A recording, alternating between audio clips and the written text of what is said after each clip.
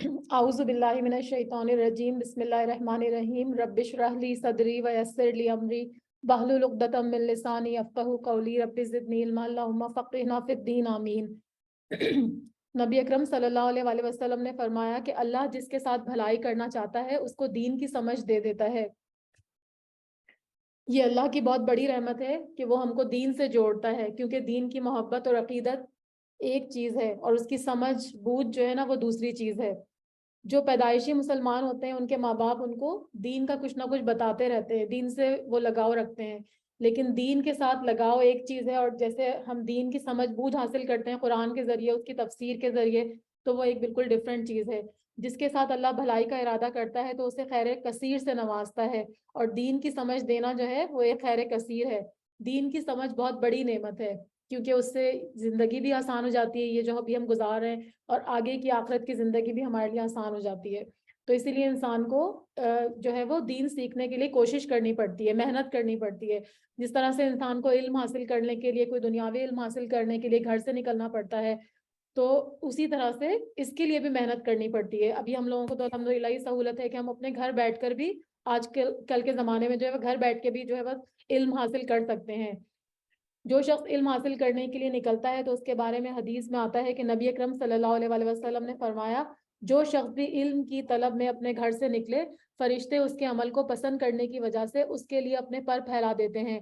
یعنی علم حاصل کرنے کے لیے نکلنا، علم کی مجلس میں حاضر ہونا جو ہے وہ بڑی رحمت کا باعث ہے، اور جو فرشتوں جیسی مخلوق ہے وہ بھی جو ہے وہ انسان کی توقیر کے لیے اپنے پر پھیلا دیتی ہے۔ اور سورہ مجادلہ میں اللہ تعالیٰ فرماتے ہیں، اللہ ان لوگوں کو درجوں میں بلند کرے گا جو تم میں سے ایمان لائے اور جن کو علم عطا کیا گیا۔ تو اللہ تعالیٰ ہمیں بھی علم حاصل کرنے کی توفیق عطا فرمائے، اور ہمیں جو ہے وہ دین کی سمجھ بوجھ عطا فرمائے، اور رب العالمین جو ہے وہ ہمیں دین کی ہدایت نصیب کرے، اور قرآن سے ہمیں ہدایت نصیب کرے، اور ہمیں لوگوں تک پہنچانے کا ذریعہ بنائے۔ آمین یا رب العالمین۔ تو پارہ نمبر 5 شروع کرتے ہیں، تلاوت سن لیجئے۔ بسم اللہ الرحمن الرحیم۔ جی بسم اللہ الرحمن الرحیم۔ والمحصنات من النساء الا ما ملکت ایمانکم، اور حرام کی گئی ہیں تم پر شوہر والی عورتیں مگر وہ جو تمہاری ملکیت میں آ جائیں۔ اللہ تعالیٰ نے یہ احکام تم پر فرض کر دیے ہیں، اور ان عورتوں کے سوا اور عورتیں تمہارے لیے حلال کی گئی ہیں۔ اپنے مال کے مہر سے تم ان سے نکاح کرنا چاہو، اور برے کام سے بچنے کے لیے نہ شہوت رانی کرنے کے لیے، اس لیے جن سے تم فائدہ اٹھاؤ انہیں ان کا مقرر کیا ہوا مہر دے دو، اور مہر مقرر ہو جانے کے بعد تم آپس کی رضامندی سے جو طے کر لو اس پر تم پر کوئی گناہ نہیں ہے۔ بے شک اللہ تعالیٰ علم والا اور حکمت والا ہے۔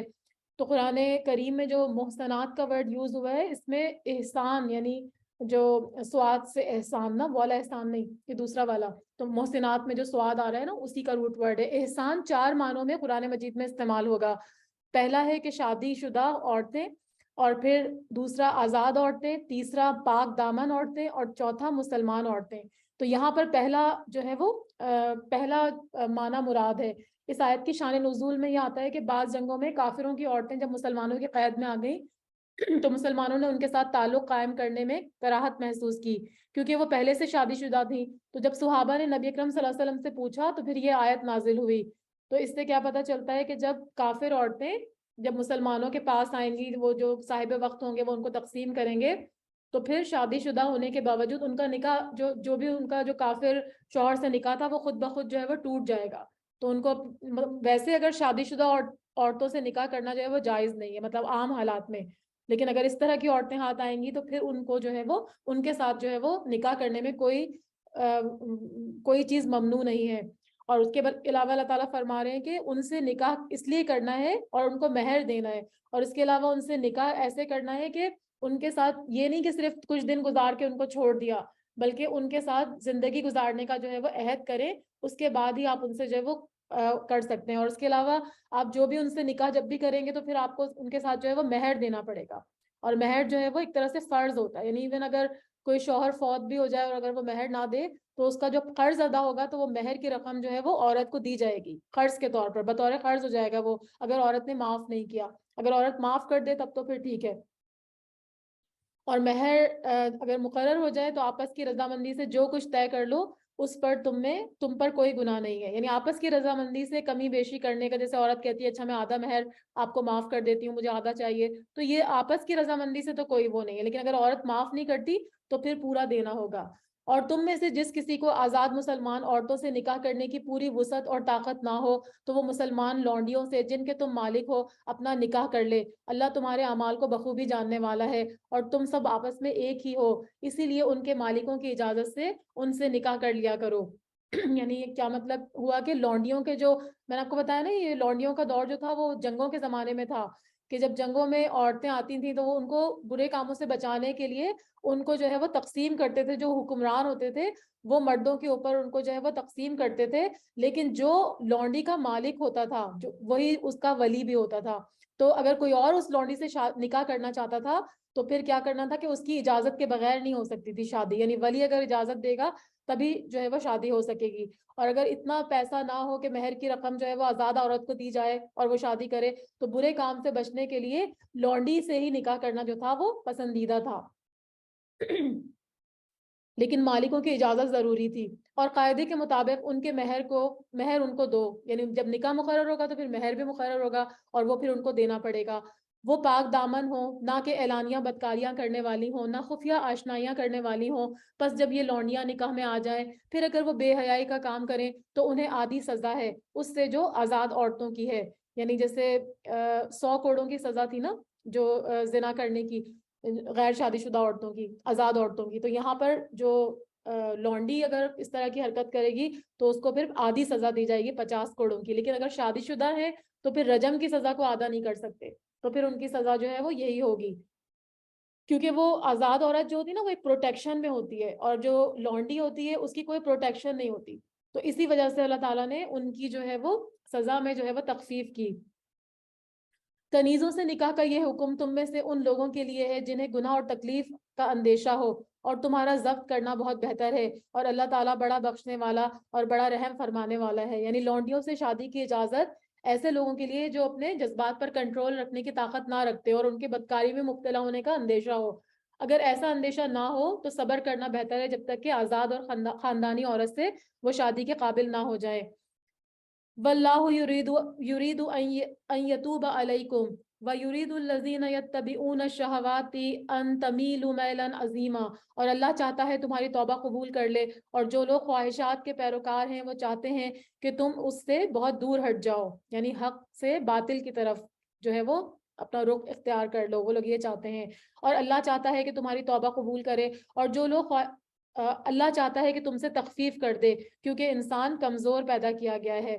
یعنی اسی انسانی کمزوری کی وجہ سے اس کے گناہ میں مبتلا ہونے کا اندیشہ ہوتا ہے. تو اللہ تعالیٰ نے ممکن آسانیاں اس کو فراہم کی، یعنی لونڈیوں سے شادی کی اجازت دے دی.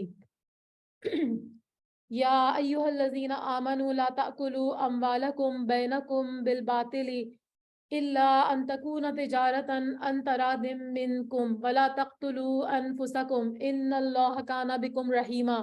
اے ایمان والو اپنے آپس کے مال ناجائز طریقے سے مت کھاؤ. باطل طریقہ یا ناجائز طریقہ کون سا ہوتا ہے؟ دھوکہ، فریب، جال سازی اور ملاوٹ کے تمام جو کام ہوتے ہیں نا وہ سارے آپ کاروبار میں شامل کر لیں گے تو جن سے کہ شریعت نے منع کیا ہے، تو یہ سارے باطل طریقے ہیں. یعنی سود وغیرہ لینا، اسی طرح ممنوع اور حرام چیزوں کا کاروبار کرنا بھی اس میں آ جاتا ہے. اور جیسے ہوتا ہے نا یہ فوٹوگرافی کا کام ہوتا ہے اور اسی طرح سے جو ویڈیو ایڈیٹنگ وغیرہ کا کام ہوتا ہے جو کہ مطلب جائز نہیں ہے، جو اللہ تعالیٰ نے اس کو حرام کیا اور وہ کام کریں گے تو وہ سارے اس میں آ جاتے ہیں باطل طریقوں میں. تو اللہ تعالیٰ فرما رہے ہیں کہ آپس کا مال ناجائز طریقے سے مت کھاؤ، باطل طریقے سے مت کھاؤ، مگر یہ کہ تمہاری آپس کی رضامندی ہو خرید و فروخت. یعنی شرط کیا ہے کہ یہ لین دین حلال اشیاء کا ہو. حرام اشیاء کی جو باہمی کاروبار ہوگا نا چاہے وہ رضامندی بھی کیوں نہ ہو وہ ناجائز ہوگا. اور اپنے آپ کو قتل مت کرو. قتل کرنے سے مراد یہاں پر خودکشی بھی مراد ہو سکتی ہے جو کہ گناہ کبیرہ ہے.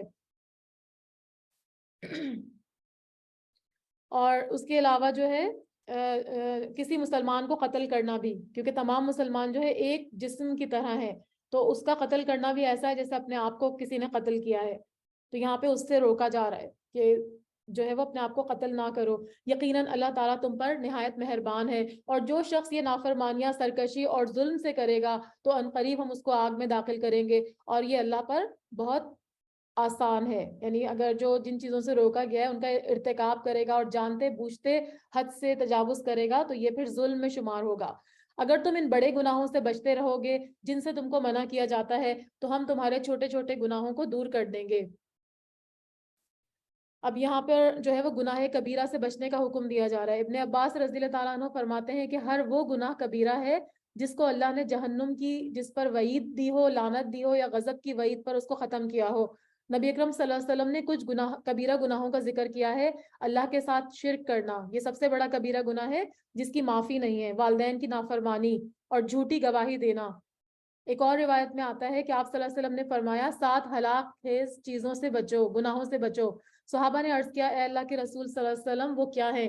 آپ نے فرمایا اللہ کے ساتھ شریک ٹھہرانا، جادو کرنا، کسی جان کو قتل کرنا جسے اللہ نے حرام قرار دیا مگر حق کے ساتھ۔ جیسے قصاص میں تو کر سکتے ہیں نا، لیکن اگر حرام قرار دیا اور آپ کسی کو بے گناہ قتل کر دیں گے تو یہ بھی جو ہے وہ کبیرہ گناہوں میں سے۔ سود کھانا، یتیم کا مال ہڑپ کر لینا، اور لڑائی کے دن پیٹ پھیرنا اور بھاگ جانا، پاک دامن ایمان والی بھولی بھالی عورتوں پر جو ہے وہ تہمت لگانا، تو یہ کبائر جو ہیں ان سے بچنے کا جو ہے وہ کہا گیا۔ اور اگر تم بڑے گناہوں سے بچو گے تو اللہ تعالیٰ فرما رہے ہیں کہ ہم تمہارے چھوٹے گناہوں کو دور کر دیں گے اور عزت اور بزرگی کی جگہ داخل کریں گے۔ ایک نماز سے دوسری نماز جب ہم پڑھتے ہیں نا تو ہمارے جو بیچ کے گناہ ہوتے ہیں وہ چھوٹے موٹے جو ہے وہ ہٹ جاتے ہیں۔ اسی طرح آپ اگر وضو کرتے ہیں تو بھی آپ کے چہرے کے، ہاتھوں کے گناہ، پیروں کے گناہ جو ہے وہ اللہ تعالیٰ جھاڑ دیتے ہیں، مطلب صغیرہ گناہ، کبیرہ نہیں۔ اور اس چیز کی آرزو نہ کرو جس کے باعث اللہ تعالیٰ نے تم میں سے بعض کو بعض پر بزرگی دی ہے۔ مردوں کا اس میں سے حصہ ہے جو انہوں نے کمایا، اور عورتوں کے لیے اس میں حصہ ہے جو انہوں نے کمایا، اور اللہ تعالیٰ سے اس کا فضل مانگو۔ یعنی اس کے شان نزول میں بتایا گیا کہ ام سلمہ نے فرمایا کہ مرد تو جہاد میں حصہ لیتے ہیں اور شہادت پاتے ہیں، تو ہم عورتیں ان فضیلت والے کاموں سے محروم ہیں، اور میراث میں بھی مردوں سے ہمارا جو ہے وہ نصف حصہ ہے۔ اس پر پھر یہ آیت نازل ہوئی۔ اس کا مطلب کیا ہے کہ مردوں کو اللہ تعالیٰ نے جو قوت، طاقت دی ہے اور حکمت اور ارادے کے مطابق عطا کی ہے، اللہ نے اپنی حکمت کے مطابق ان کو یہ اختیارات دیے ہیں، اسی وجہ سے وہ جہاد بھی کرتے ہیں اور بیرونی جو بھی کام ہوتے ہیں ان میں حصہ لیتے ہیں، تو یہ اللہ کا عطیہ ہے۔ اور ان کو دیکھتے ہوئے عورتوں کو ایسے کام کرنے کی آرزو نہیں کرنی چاہیے، لیکن اللہ کی اطاعت اور نیکی کے کاموں میں خوب حصہ لینا چاہیے، تو وہ جو کچھ بھی کمائیں گی مردوں کی طرح ان کو پورا پورا صلہ ملے گا۔ یہ ہم کل بھی پڑھ چکے نا یہ والی آیت اس طرح کی۔ یقیناً اللہ ہر چیز کا جاننے والا ہے۔ ماں باپ اور قرابت دار جو چھوڑ کر مرے اس کے وارث ہم نے ہر شخص کے مقرر کر دیے ہیں، جو ہم نے کل جیسے پڑھا تھا نا کہ ہر مرد اور عورت جو کچھ چھوڑ کے جائیں تو پھر اس کے وارث جو ہیں وہ وراثت کے قانون اللہ تعالیٰ نے مقرر کر دیے ہیں، اور جن سے تم نے اپنے ہاتھوں سے معاہدہ کیا انہیں ان کا حصہ دو۔ حقیقتاً اللہ تعالیٰ ہر چیز پر حاضر ہے۔ الرجال قوامون على النساء بما فضل الله بعضهم على بعض وبما انفقوا من اموالهم فالصالحات قانتات حافظات للغیب بما حفظ اللہ واللاتی تخافون نشوزهن فعظوهن واہجروهن فی المضاجع۔ مرد عورتوں پر حاکم ہے، اور اس وجہ سے کہ اللہ تعالیٰ نے ایک کو دوسرے پر فضیلت دی ہے۔ جیسے ہم نے پیغمبروں کے بارے میں بھی پڑھا تھا نا کہ بعض پیغمبروں کو کوئی کچھ معجزے عطا کیے، بعض کو کچھ عطا کیے، تو وہ سارے کے سارے اللہ کے رسول تھے، لیکن اللہ تعالیٰ نے سب کو ڈیفرنٹ معجزے عطا کیے۔ تو اسی طرح سے اللہ تعالیٰ کی مرضی، اللہ تعالیٰ کی حکمت ہے کہ کس کو کس پر فضیلت دے، تو مردوں اور عورتوں میں بھی ایک دوسرے کو فضیلت دی گئی۔ مردوں کو ایک درجہ، عورت پر فضیلت دی گئی، اور اس کی وجہ بھی بیان کر دی گئی۔ اس کی وجہ یہ ہے کہ مرد جو ہیں وہ اپنے مال میں سے خرچ کرتے ہیں، یعنی مرد کی جو حاکمیت بتائی گئی اس کی 2 وجہیں بتائی گئی۔ ایک یہ کہ وہ جو ہے وہ اپنے مال میں سے خرچ کرتا ہے، یعنی نان نفقہ سارا عورت کا اور بچوں کا وہ مرد کے ذمے ہے، بس، اور اسی طرح سے جو ہے وہ مہر کی رقم بھی اس کو دینی ہے۔ بس نیک فرما بردار عورتیں خاوند کی غیر موجودگی میں بحفاظت الہی نگہداشت کرنے والیاں ہیں، اور جن عورتوں کی نافرمانی اور بد دماغی کا تمہیں خوف ہو تو انہیں نصیحت کرو اور انہیں الگ بستروں پر چھوڑ دو اور انہیں سزا دو، پھر اگر وہ تابعداری کریں تو ان پر کوئی راستہ تلاش نہ کرو۔ یعنی یہاں پر طلاق ایک طرح سے ناپسندیدہ عمل ہے نا، تو چھوٹی چھوٹی باتوں پر طلاق دینے سے روکا جا رہا ہے۔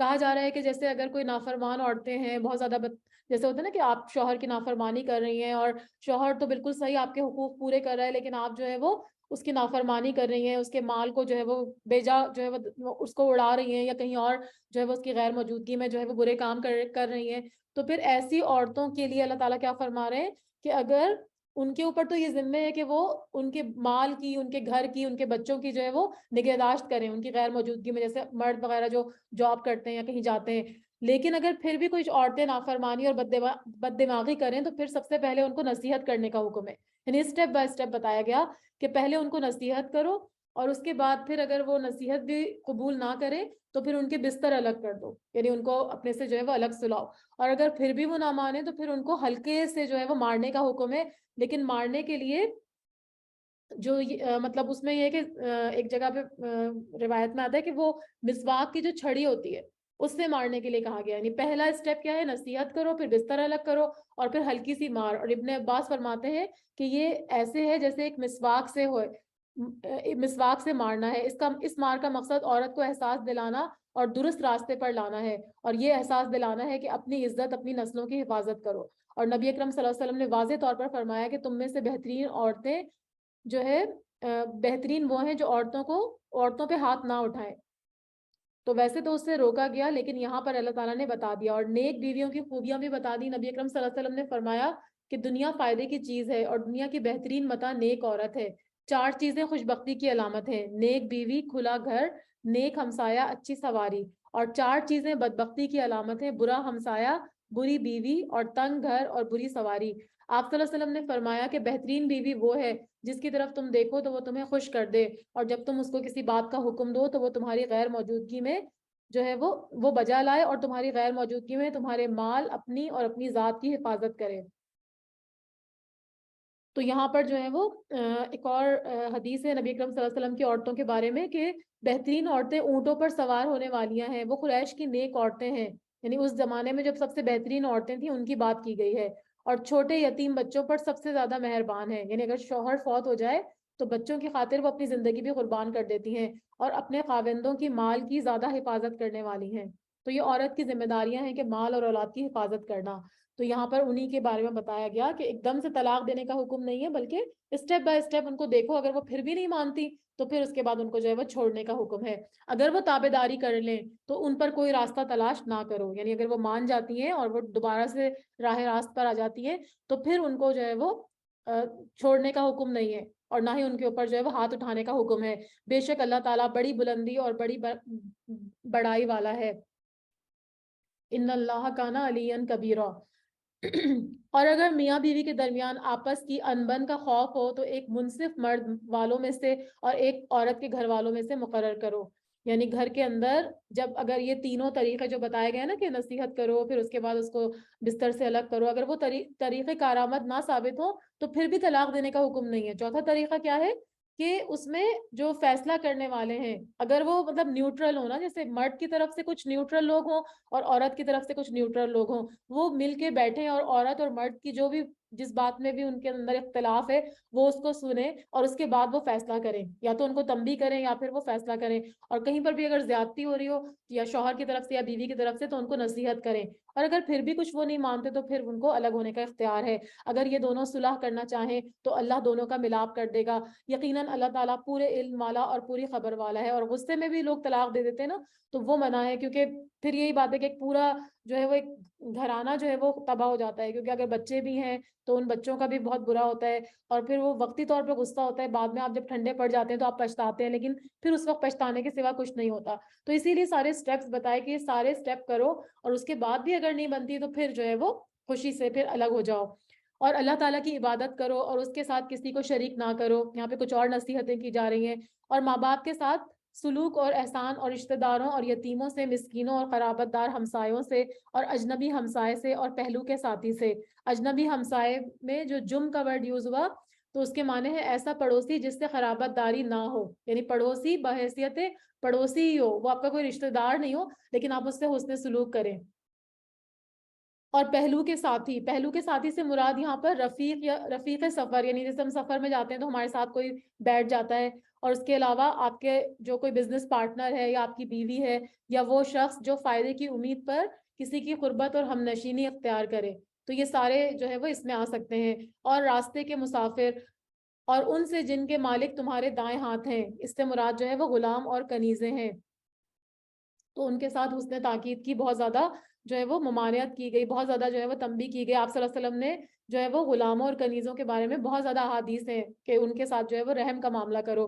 یقیناً اللہ تعالیٰ تکبر کرنے والوں کو اور شیخی خوروں کو پسند نہیں فرماتا، یعنی فخر اور غرور کرنے والے اور تکبر کرنے والے جو ہیں وہ اللہ تعالیٰ کو سخت ناپسند ہیں۔ ایک حدیث میں آتا ہے کہ وہ شخص جنت میں نہیں جائے گا جس کے دل میں رائی کے دانے کے برابر بھی کبر ہوگا۔ یہ صحیح مسلم کی حدیث ہے، یعنی ذرا بھی آپ کے اندر کوئی کبر ہوگا، آپ دوسروں کو جو ہے وہ نیچا سمجھنے والے ہوں گے، تو ایسے لوگ پھر جنت میں نہیں جا سکیں گے۔ ان الذین یبخلون ویأمرون الناس بالبخل ویکتمون ما آتاہم اللہ من فضلہ وآتدنا للکافرین عذابا مہینا۔ جو لوگ بخیلی کرتے ہیں اور دوسروں کو بھی بخیلی کرنے کو کہتے ہیں، یعنی کنجوسی، اور اللہ تعالیٰ نے جو اپنا فضل انہیں دے رکھا ہے اس کو چھپا لیتے ہیں، ہم نے ان کافروں کے لیے ذلت کی مار تیار کر رکھی ہے۔ تو یہاں پر جو ہے وہ کنجوسی سے روکا جا رہا ہے۔ بخل کا تعلق جو ہے وہ مالی اور قولی دونوں حقوق کے ساتھ ہے، یعنی مالی کا مطلب کیا ہے کہ خود بھی بخل کرتے ہیں اور دوسروں کو بھی مال دینے سے جو ہے وہ روکتے ہیں، اور قولی کیا ہے کہ سلام نہ کرنا، مسکرانے سے گریز کرنا، یعنی دوسروں کو مسکرا کے دیکھنا بھی ایک صدقہ ہے نا، تو اگر آپ مسکرا کے کسی کو نہیں دیکھتے تو یہ بھی ایک طرح سے بخل ہے۔ اور نعمتوں پر بخل کیا کرنا، بخل اس لیے کرتے ہیں کہ وہ کوئی ان سے مانگ نہ لے، تو ایسے لوگوں کو جو ہے وہ اللہ تعالیٰ نے ان کی جو ہے وہ ممانعت کی ہے کہ وہ لوگ پھر کیا کریں گے کہ اللہ تعالیٰ نے جو کچھ ان کو نعمتیں دی ہیں وہ اللہ تعالیٰ کی طرف سے دی ہوئی ہے نا، جو فضل ان کو ملا ہے، جو مال ملا ہے، جو اولاد ملی ہے، وہ اللہ تعالیٰ کی طرف سے ملی ہے، تو اللہ کے فضل کو چھپا لیتے ہیں، تو ایسے لوگوں کو پھر اللہ تعالیٰ کافر کہہ رہے ہیں کہ کافروں کے لیے ہم نے ذلت کی مار تیار کر رکھی ہے۔ والذین ينفقون اموالهم رئاء الناس ولا یؤمنون باللہ ولا بالیوم الآخر، اور جو لوگ اپنا مال لوگوں کو دکھانے کے لیے خرچ کرتے ہیں، یعنی ریاکاری کرتے ہیں، اور اللہ تعالیٰ پر قیامت کے دن پر ایمان نہیں رکھتے، اور جس کا ہم نشین اور ساتھی شیطان ہو جائے وہ بدترین ساتھی ہے۔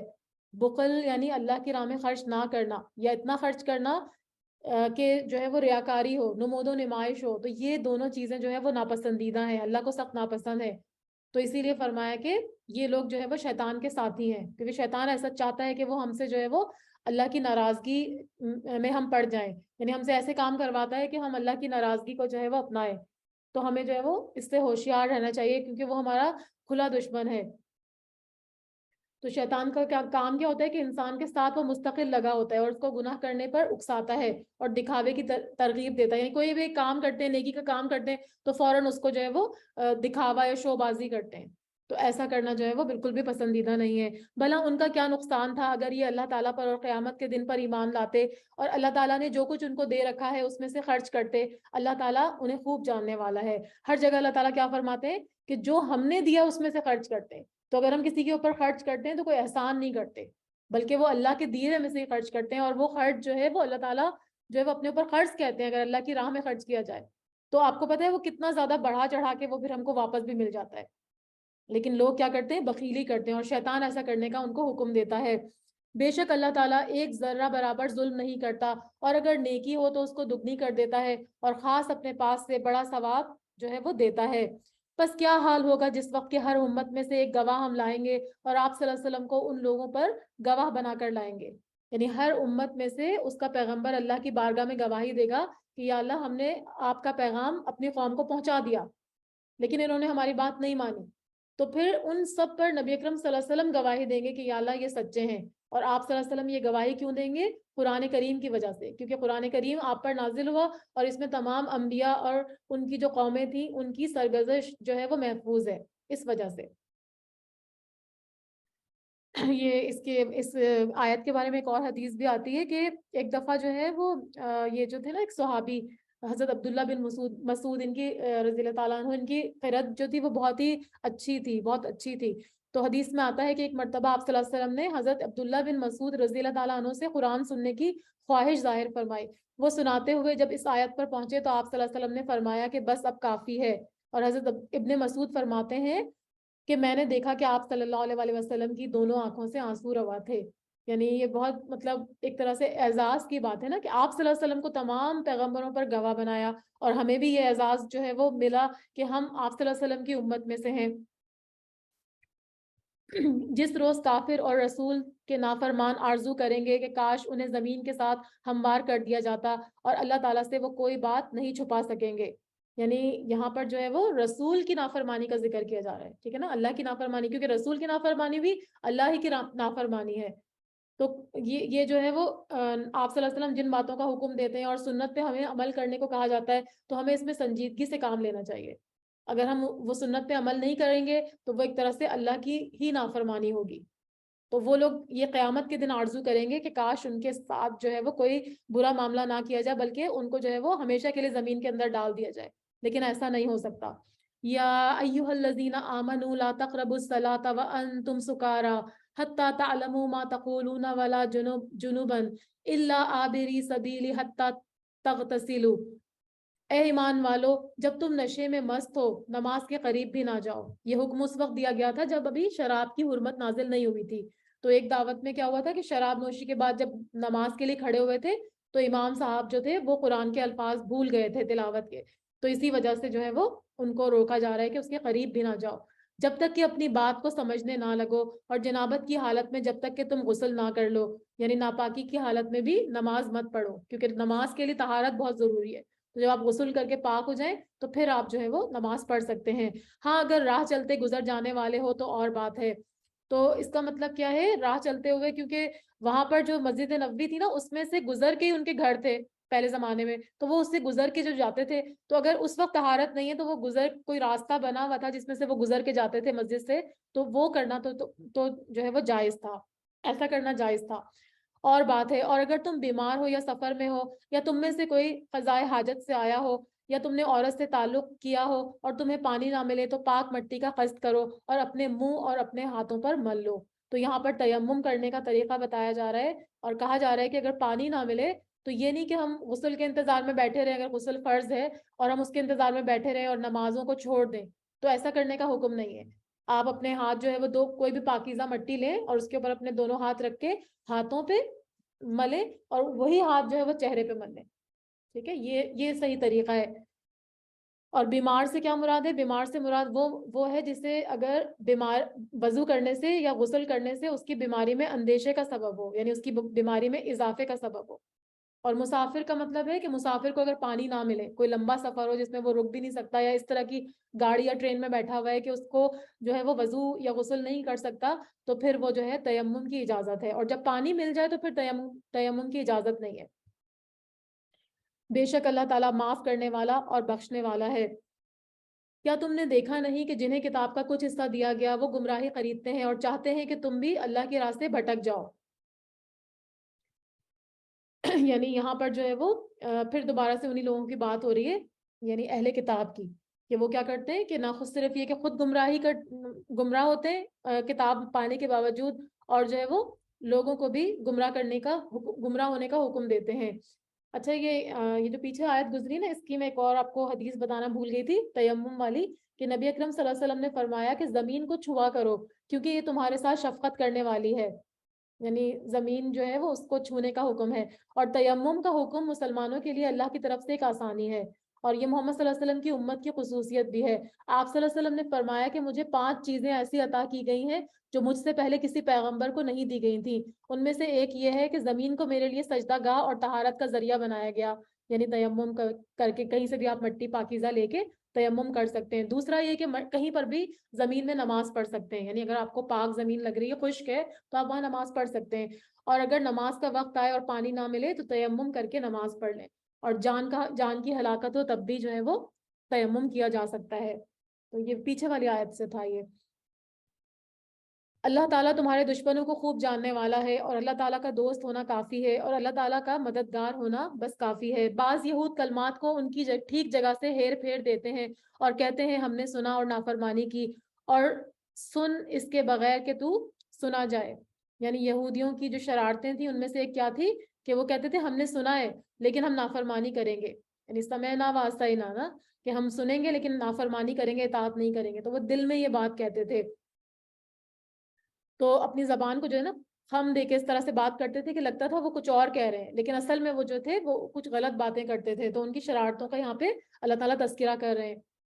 اور ہماری رعایت کر اور اپنی زبان کو پیچ دیتے یعنی موڑتے اور دین میں تانا دیتے. اگر یہ لوگ کہتے کہ ہم نے سنا اور ہم نے فرما برداری کی اور آپ صلی اللہ علیہ وسلم سنیے اور ہمیں دیکھیے تو یہ ان کے لیے بہت بہتر تھا اور نہایت ہی مناسب تھا. لیکن اللہ تعالیٰ نے ان کے کفر کی وجہ سے انہیں لعنت کی. بس یہ بہت ہی کم ایمان لانے والے ہیں، یعنی ان میں ایمان لانے والے بہت ہی تھوڑے ہیں. کیونکہ ہم نے پہلے بھی پڑھا تھا نا کہ یہود میں سے ایمان لانے والوں کی تعداد بہت کم تھی، لیکن جو لوگ ان میں سے ایمان لائیں گے آپ صلی اللہ علیہ وسلم پر اور قرآن پر تو پھر اللہ تعالیٰ ان کو بھی دوہرا اجر دیں گے، ایک اپنے پیغمبر پر ایمان لانے کا اور اس کے بعد جو ہے وہ نبی اکرم صلی اللہ علیہ وسلم پر ایمان لانے کا. یا ایھا الذین اوتوا الکتاب آمنوا بما نزلنا مصدقا لما معکم من قبل. اے اہل کتاب، جو کچھ ہم نے نازل فرمایا ہے جو اس کی بھی تصدیق کرنے والا ہے جو تمہارے پاس ہے، اور اس پر ایمان لاؤ اس سے پہلے کہ ہم چہرے بگاڑ دیں اور انہیں لوٹا کر پیٹ کی طرف پھیر دیں. یعنی اگر اللہ تعالیٰ چاہے تو تمہارے ان کرتوتوں کے سبب تمہیں جو ہے وہ اس طرح کی سزائیں بھی دے سکتا ہے سخت کہ تمہارے چہرے جو ہے وہ پیچھے کی طرف پھیر دیں یا ہم ان پر لعنت بھیجیں. اور لعنت کا مطلب ہوتا ہے اللہ کی رحمت سے دوری، جیسے ہم نے ہفتے کے دن والوں پر لعنت کی. اور یہ قصہ جو ہے وہ سب والوں کا سورہ اعراف میں بھی آئے گا. سورہ بقرہ میں بھی میں نے آپ کو تھوڑا سا بتایا تھا نا، سب کا قانون ان کو منع کیا تھا کہ ہفتے کے دن جو ہے وہ مچھلی کا شکار نہیں کرو، لیکن وہ لوگ جو ہے وہ اللہ کے حکم کی نافرمانی کرتے تھے. تو فرمایا کہ ان پر بھی ہم نے ہفتے کے دن والوں پر بھی لعنت کی. اور یہ ہے اللہ تعالیٰ کا کام، اور ہے اللہ تعالیٰ کا کام کیا گیا. وَكَانَ أَمْرُ اللَّهِ مَفْعُولًا، یعنی اور ہے اللہ کا حکم پورا ہو کر رہنے والا. یعنی جب اللہ تعالیٰ کسی بات کا حکم دے دیتے ہیں تو کوئی اس کی مخالفت کر سکتا ہے اور نہ ہی کوئی اس کو روک سکتا ہے. یقیناً اللہ تعالیٰ اپنے ساتھ شریک کیے جانے کو نہیں بخشتا اور اس کے سوا جسے چاہے بخش دیتا ہے. یعنی ایسے گناہ جن سے مومن توبہ کیے بغیر مر جائیں تو اللہ تعالیٰ چاہے تو بخش سکتا ہے ان کے گناہوں کو، لیکن شرک کو اللہ تعالیٰ نہیں بخشتے. ٹھیک ہے، شرک جو ہے وہ اللہ تعالیٰ کو بہت سخت ناپسند ہے، اس پہ اللہ تعالیٰ بہت غضبناک ہوتے ہیں. اور جو اللہ تعالیٰ کے ساتھ شریک مقرر کرے اس نے بڑا گناہ کیا اور بہتان باندھا. ایک اور جگہ پر آتا ہے سورہ لقمان میں کہ ان الشرک لظلم عظیم، شرک جو ہے وہ ظلم عظیم ہے، اور حدیث میں بھی اسے گناہ کبیرہ میں شمار کیا گیا شرک کو. کیا آپ صلی اللہ علیہ وسلم نے انہیں نہیں دیکھا جو اپنی پاکیزگی اور ستائش خود کرتے ہیں؟ اللہ تعالیٰ جسے چاہے پاکیزہ کرتا ہے اور کسی پر ایک دھاگے برابر بھی ظلم نہیں کیا جائے گا. یہود جو تھے نا وہ اپنے منہ میاں مٹھو بنتے تھے کہ ہم اللہ کے جو ہے وہ بہت چہیتے ہیں اور اللہ تعالیٰ ہم کو جو ہے وہ بخش دے گا اور ہم جو ہے وہ جنت میں جائیں گے، اس طرح کی باتیں وہ کرتے تھے. تو اللہ تعالیٰ فرما رہے ہیں کہ نہیں، وہ اللہ تعالیٰ جو ہے وہ ان کو بخشے گا نہیں. جو اپنی خود تعریف کرتے تو اللہ تعالیٰ ان کو پسند نہیں کرتا، اور کسی پر بھی اللہ تعالیٰ ایک دھاگے کے برابر بھی ظلم نہیں کرتے. اور یہاں فتیل کا ورڈ یوز ہوا. فتیلہ کا مطلب ہوتا ہے کہ بالکل جو وہ ہوتی نا کھجور کی گٹھلی، اس کے کٹاؤ پر ایک چھوٹا سا دھاگا ہوتا ہے نا نکلا ہوا، آپ کبھی دیکھیے گا تو اس کو کہتے ہیں فتیل. تو اتنا تھوڑا سا بھی اللہ تعالیٰ کسی کے اوپر ظلم نہیں کریں گے، ہر ایک کو انصاف دیا جائے گا. دیکھو یہ لوگ اللہ تعالیٰ پر کس طرح جھوٹ باندھتے ہیں، اور یہ حرکت سری گناہ ہونے کے لیے کافی ہے.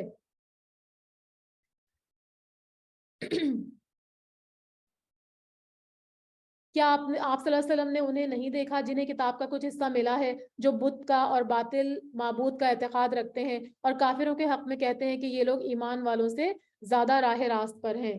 یعنی یہودیوں کا ایک اور فعل یہاں پر کھولا جا رہا ہے کہ یہ لوگ جو تھے وہ مسلمانوں سے زیادہ کفار مکہ کو ہدایت یافتہ سمجھتے تھے. ایک حدیث میں آتا ہے، اچھا ایک منٹ، یہ جو لکھا ہوا نا ورڈ جبتی و طاغوتی، تو جبت کا مطلب ہوتا ہے بت، کاہن یا ساحر وغیرہ جو ہوتے ہیں نا ان کے جو وہ ہوتے ہیں کاہن، مطلب ان کے جو وہ ہوتے ہیں نجومی جو ہوتے ہیں نا ہاتھ دیکھ کے جو قسمت کا حال بتاتے ہیں، اور جو جادوگر وغیرہ ہوتے ہیں. اور طاغوت جو ہوتا ہے وہ جھوٹے معبود ہوتے ہیں، تو ان کو جو ہے وہ طاغوت کہتے ہیں. تو ایک حدیث میں آتا ہے کہ اللہ تعالیٰ نبی اکرم صلی اللہ علیہ وسلم نے فرمایا کہ پرندے اڑا کر، خط کھینچ کر، بدخالی اور بدشگونی لینا یہ جبت ہے، یعنی یہ سب شیطانی کام ہے. تو یہود میں یہ چیزیں عام تھیں، اور طاغوت کے ایک معنی شیطان بھی کیے گئے ہیں، اور جو بھی قوت آپ کو اللہ کی راہ سے روکے اس کو جو ہے وہ طاغوت کہا گیا. تو وہ لوگ یہ سمجھتے تھے کہ یہ لوگ جو ہے نا وہ زیادہ راہ راست پر ہیں بنسبت ایمان والوں کے. لیکن اللہ تعالیٰ بتا رہے ہیں کہ یہ بالکل غلط ہے، ان کا جو خیال ہے بالکل غلط ہے. یہی وہ لوگ ہیں جنہیں اللہ تعالیٰ نے لعنت کی ہے، اور جسے اللہ لعنت کر دے تو اس کا کوئی مددگار نہ پائے گا. اور لعنت کا مطلب میں نے آپ کو بہت دفعہ بتایا، اس کا مطلب ہے اللہ کی رحمت سے دوری. اللہ کی رحمت سے دور ہونے کو جو ہے وہ لعنت سے تعبیر کیا گیا. کیا ان کا کوئی حصہ سلطنت میں ہے؟ اگر ایسا ہو تو پھر یہ کسی کو ایک کھجور کے گٹلی کے شگاف کے برابر بھی کچھ نہ دیں گے. پیچھے فتیل کا ورڈ یوز ہوا اور یہاں پر نقیر کا ورڈ یوز ہوا. نقیر جو ہوتا ہے نا، وہ بھی وہی ہوتا ہے کہ بالکل ایک چھوٹا سا سوراخ جیسا ہوتا ہے، ایک نقطہ سا ہوتا ہے جو کہ کھجور کی گٹلی کے اوپر ہوتا ہے، اس کو نقیر کہتے ہیں. تو اگر سلطنت میں کچھ حصہ مل جائے تو اتنے ہی کنجوس ہیں کہ وہ جو ہے وہ ایک چھوٹا سا نقطے برابر بھی لوگوں کو نہیں دیں گے. یا یہ لوگوں سے حسد کرتے ہیں اس پر جو اللہ تعالیٰ نے اپنے فضل سے ان کو دیا ہے. یعنی حسد اس بات پر کرتے ہیں کہ نبی اکرم صلی اللہ علیہ وسلم جو ہے وہ بنی اسماعیل میں سے کیوں آئے. میں نے بتایا تھا نا کہ بنی اسحاق میں سے سارے پیغمبر آئے تھے، اور حضرت ابراہیم کی دعا سے بنی اسماعیل میں سے محمد صلی اللہ علیہ وسلم تشریف لائے تھے. تو ان کو یہ بھی حسد ہوتا تھا. تو نبوت جو ہے وہ سب سے بڑا اللہ کا فضل ہے نا. تو وہ یہ جہاں پر لکھا ہے اپنے فضل سے انہیں دیا ہے، تو وہ اس پر جو ہے وہ غصہ ہوتے تھے کہ اللہ تعالیٰ نے جو ہے وہ ان کو کیوں دیا، ان کے اوپر کیوں پیغمبری اتار دی، ہم سے کیوں چھین لی. بس ہم نے تو آل ابراہیم کو کتاب و حکمت بھی دی ہے اور بڑی سلطنت بھی عطا فرمائی ہے. آپ کو پتہ ہے سلیمان علیہ السلام اور داؤد علیہ السلام کے پاس کتنی بڑی بڑی سلطنتیں تھیں. پھر ان میں سے بعض نے تو اس کتاب کو مانا اور بعض اس سے رک گئے. اور جہنم کا جلانا کافی ہے. یعنی سارے لوگ یہود کے پھر بھی ایمان نہیں لائے. یعنی ان کو نبوت ملی ان کی ذریت میں، حضرت ابراہیم علیہ السلام کی ذریت میں، انہی میں سے ہے نا بنی اسرائیل. حضرت یعقوب علیہ السلام جو تھے وہ ان کے پوتے تھے ابراہیم علیہ السلام کے. تو ان کی ذریت میں سے ہونے کے باوجود ان کو نبوت بھی دی، سب کچھ کی، لیکن پھر بھی جو ہے وہ انہوں نے ان کی کتابوں میں لکھا ہوا تھا کہ محمد صلی اللہ علیہ وسلم پہ ایمان لانا ہے، لیکن وہ پھر بھی جو ہے وہ ایمان نہیں لائے بغض کی وجہ سے. اور کچھ جو ہے وہ انہوں نے ایمان لائے جیسے کہ پہلے ذکر کیا گیا، اور بعض جو ہے وہ رک گئے. اور جہنم کا جلانا کافی ہے. جن لوگوں نے ہماری آیتوں سے کفر کیا انہیں ہم یقیناً آگ میں ڈال دیں گے. یعنی جہنم میں اہل کتاب کے منکرین نہیں جائیں گے بلکہ تمام کفار کا ٹھکانہ بھی جو ہے وہ آگ ہی ہوگا. جب ان کی کھالیں پک جائیں گی ہم ان کے کھالوں کی سوا اور کھالیں بدل دیں گے تاکہ وہ عذاب چکتے رہیں. تو یہ جہنم کے عذاب کی سختی اور تسلسل کا بیان ہے کہ ان کو مستقل جو ہے وہ عذاب دیا جائے گا، اور وہ عذاب جو ہے وہ ان سے ہلکا نہیں کیا جائے گا. یعنی جہنم میں جہنمی کی جسم کی کھال 70 بالش چوڑی ہو جائے گی. کان کی لو سے گردن تک کا فاصلہ 700 سال تک ہو جائے گا. احادیث میں اس طرح کا مفہوم، میں آپ کو مفہوم بتا رہی ہوں، تو احادیث میں آتا ہے. اور ایک داڑھ جو ہے وہ احد پہاڑ کے برابر ہو جائے گا. تو گناہ کبیرہ کا ارتکاب جو ہے نا وہ کوئی مذاق نہیں ہوتا، یہ انسان کی ہلاکت ہے. تو اسی لیے اپنی زندگی ہی میں جو ہے وہ لوگوں کو اس کی توبہ کر لینی چاہیے. اور آپ کو پتہ ہے کھال کے اوپر ہی جو درد کے وہ ہوتے ہیں نا، مطلب درد جو ہوتا ہے نا وہ ہمیں کھال کے اوپر ہی ہوتا ہے. جب کھال ہٹ جاتی ہے نا تو پھر اس کے نیچے جو ہے وہ آپ کو درد محسوس نہیں ہوتا. تو اسی لیے بار بار کھال بدل کے دی جائے گی تاکہ عذاب میں کوئی کمی نہ آئے. یقیناً اللہ تعالیٰ غالب اور حکمت والا ہے. والذین آمنوا وعملوا الصالحات سندخلهم جنات تجری من تحتها الانہار خالدین فیہا ابدا لہم فیہا ازواج مطہرہ وندخلهم ظلا ظلیلا.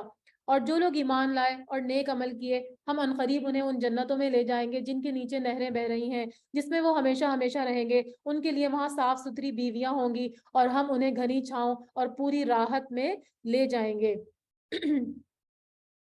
گھنی چھاؤں کا مطلب ایک حدیث میں آتا ہے کہ جنت میں ایک درخت ہے جس کا سایہ اتنا ہے کہ ایک سوار اگر 100 سال میں بھی اسے طے نہیں کر سکے گا. اور یہ شجرت الخلد ہے. خلد کا مطلب ہوتا ہے ہمیشگی، ہمیشگی کا درخت ہے. تو وہاں پر جو چیزیں ہوں گی ان کو تو ہم نے کبھی دیکھا ہوگا نہ ہماری کسی آنکھ نے سنا ہوگا، سوری کان نے سنا ہوگا، اور نہ آنکھ نے دیکھا ہوگا. تو یہاں پر جو ہے وہ ایمان کے ساتھ عمل صالح کا بھی ذکر کیا گیا. یہ دونوں جو ہے وہ ایک ساتھ ساتھ ہیں. ایمان کی بات جب بھی ہوتی ہے تو عمل صالح بھی فوراً ہی آتا ہے. ایمان عمل صالح کے بغیر ایسے ہے جیسے کہ پھول تو ہو مگر خوشبو نہ ہو اس کے اندر، یا پھر درخت ہو اور درخت جو ہے وہ بے ثمر ہو، اس کے اندر کوئی پھل نہ ہو. تو اسی لیے ایمان لانا کافی نہیں ہوتا بلکہ ایمان کے ساتھ ساتھ نیک عمل بھی کرنے ہوتے ہیں. تو پھر ان کو یہ سارے انعامات دیے جائیں گے ان لوگوں کو. اللہ تعالیٰ تمہیں تاکیدی حکم دیتا ہے کہ امانت والوں کی امانتیں انہیں پہنچا دو. تو یہاں پر جو ہے وہ امانت داری کا جو ہے وہ ذکر کیا گیا. آپ کو معلوم ہے کہ امانت کا نہ ہونا جو ہے منافقین کی نشانی ہے. منافق جو ہیں وہ ان کی نشانیوں میں سے ایک نشانی ہے کہ وہ خیانت کار ہوتے ہیں. اور عہدے اور ذمہ داریاں ان کو دینا چاہیے جو اس کے نبھانے کے اہل ہوں، یعنی یہ بھی ایک امانت ہے. جیسے کہ آپ کسی شخص میں وہ اسکل ہی نہ ہو کہ وہ اس ذمہ داری کو نبھا سکے، تو پھر وہاں اس کو سفارش کے طور پہ بٹھا دینا جو ہے یہ بھی امانت میں خیانت ہے. اگر آپ کو یہ اختیار دیا گیا ہے کہ آپ جو ہے وہ عہدوں پر لوگوں کو فائز کریں، تو پھر اہل لوگوں کو وہاں بٹھانے کا حکم ہے. اگر آپ نااہل کو بٹھائیں گے تو اس کا مطلب ہے آپ جو ہے وہ خیانت کر رہے ہیں. تو یہاں پر جو ہے وہ پھر جس طرح کے حکمرانوں کو ہم دیکھتے ہیں کہ کس کس طرح کے لوگ جو ہے وہ ہماری بڑی بڑی پوسٹ پہ بیٹھے ہوتے ہیں، تو وہ سارے لوگ پھر جو لوگ ان لوگوں کو بٹھاتے ہیں تو وہ سارے خیانت کے مرتکب ہوتے ہیں. تو امانت کا یہ مفہوم جو ہے نا بہت وسیع ہے، مطلب اس پہ اتنا بڑا ٹاپک ہے کہ اس پہ ہم کئی ایک آدھ گھنٹے جو آرام سے بات کر سکتے ہیں نا. لیکن ابھی میں مختصراً آپ کو بتا رہی ہوں کہ امانت والوں کی امانتیں جو ہے وہ ان تک پہنچانی ہے. ایک تو یہ امانت کہ کسی کے پاس اگر رکھوائی گئی ہو اس کو بحفاظت لوٹایا جائے. دوسرا میں نے آپ کو بتایا عہدے اور جو بھی منصب ہے وہ اہل لوگوں کو دیے جائیں. تو یہ ساری چیزیں اس کے اندر آ جاتی ہیں. یقیناً وہ بہتر چیز ہے جس کی نصیحت تمہیں اللہ تعالیٰ کر رہا ہے. ایک حدیث میں آتا ہے کہ حاکم جب تک ظلم نہ کرے اللہ اس کے ساتھ ہوتا ہے. جب وہ ظلم کا ارتکاب شروع کر دیتا ہے تو اللہ اسے اس کے اپنے نفس کے حوالے کر دیتا ہے، یعنی اب پھر وہ جو مرضی کرے. لیکن جب تک وہ انصاف کرتا ہے نا تو اللہ تعالیٰ اس کا ساتھ دیتے. بے شک اللہ تعالیٰ سنتا ہے اور دیکھتا ہے. یا ایھا الذین آمنوا اطیعوا اللہ واطیعوا الرسول وَأُولِي الْأَمْرِ مِنْكُمْ فَإِن تَنَازَعْتُمْ فِي شَيْءٍ فَرُدُّوهُ إِلَى اللَّهِ وَالرَّسُولِ إِن كُنتُمْ تُؤْمِنُونَ بِاللَّهِ وَالْيَوْمِ الْآخِرِ ذَلِكَ خَيْرٌ وَأَحْسَنُ تَأْوِيلًا. اے ایمان والو فرما برداری کرو اور اللہ تعالیٰ کی اور فرما برداری کرو رسول صلی اللہ علیہ وسلم کی اور تم میں سے اختیار کرنے والوں کی. اولو الامر سے مراد کیا ہے کہ آپ کے حکام، ٹھیک ہے. اور بعض کہتے ہیں، بعض مفسرین کے علماء اور فقہا مراد ہے. مطلب یہ کہ اصل اطاعت تو اللہ تعالیٰ کی ہی کرنی ہے، ٹھیک ہے. لیکن اس کے بعد پھر نبی اکرم صلی اللہ علیہ وسلم کی بھی اطاعت ضروری ہے، اور جو بھی آپ کے اوپر حکمران ہیں ان کی اطاعت بھی جو ہے وہ لازم ہے.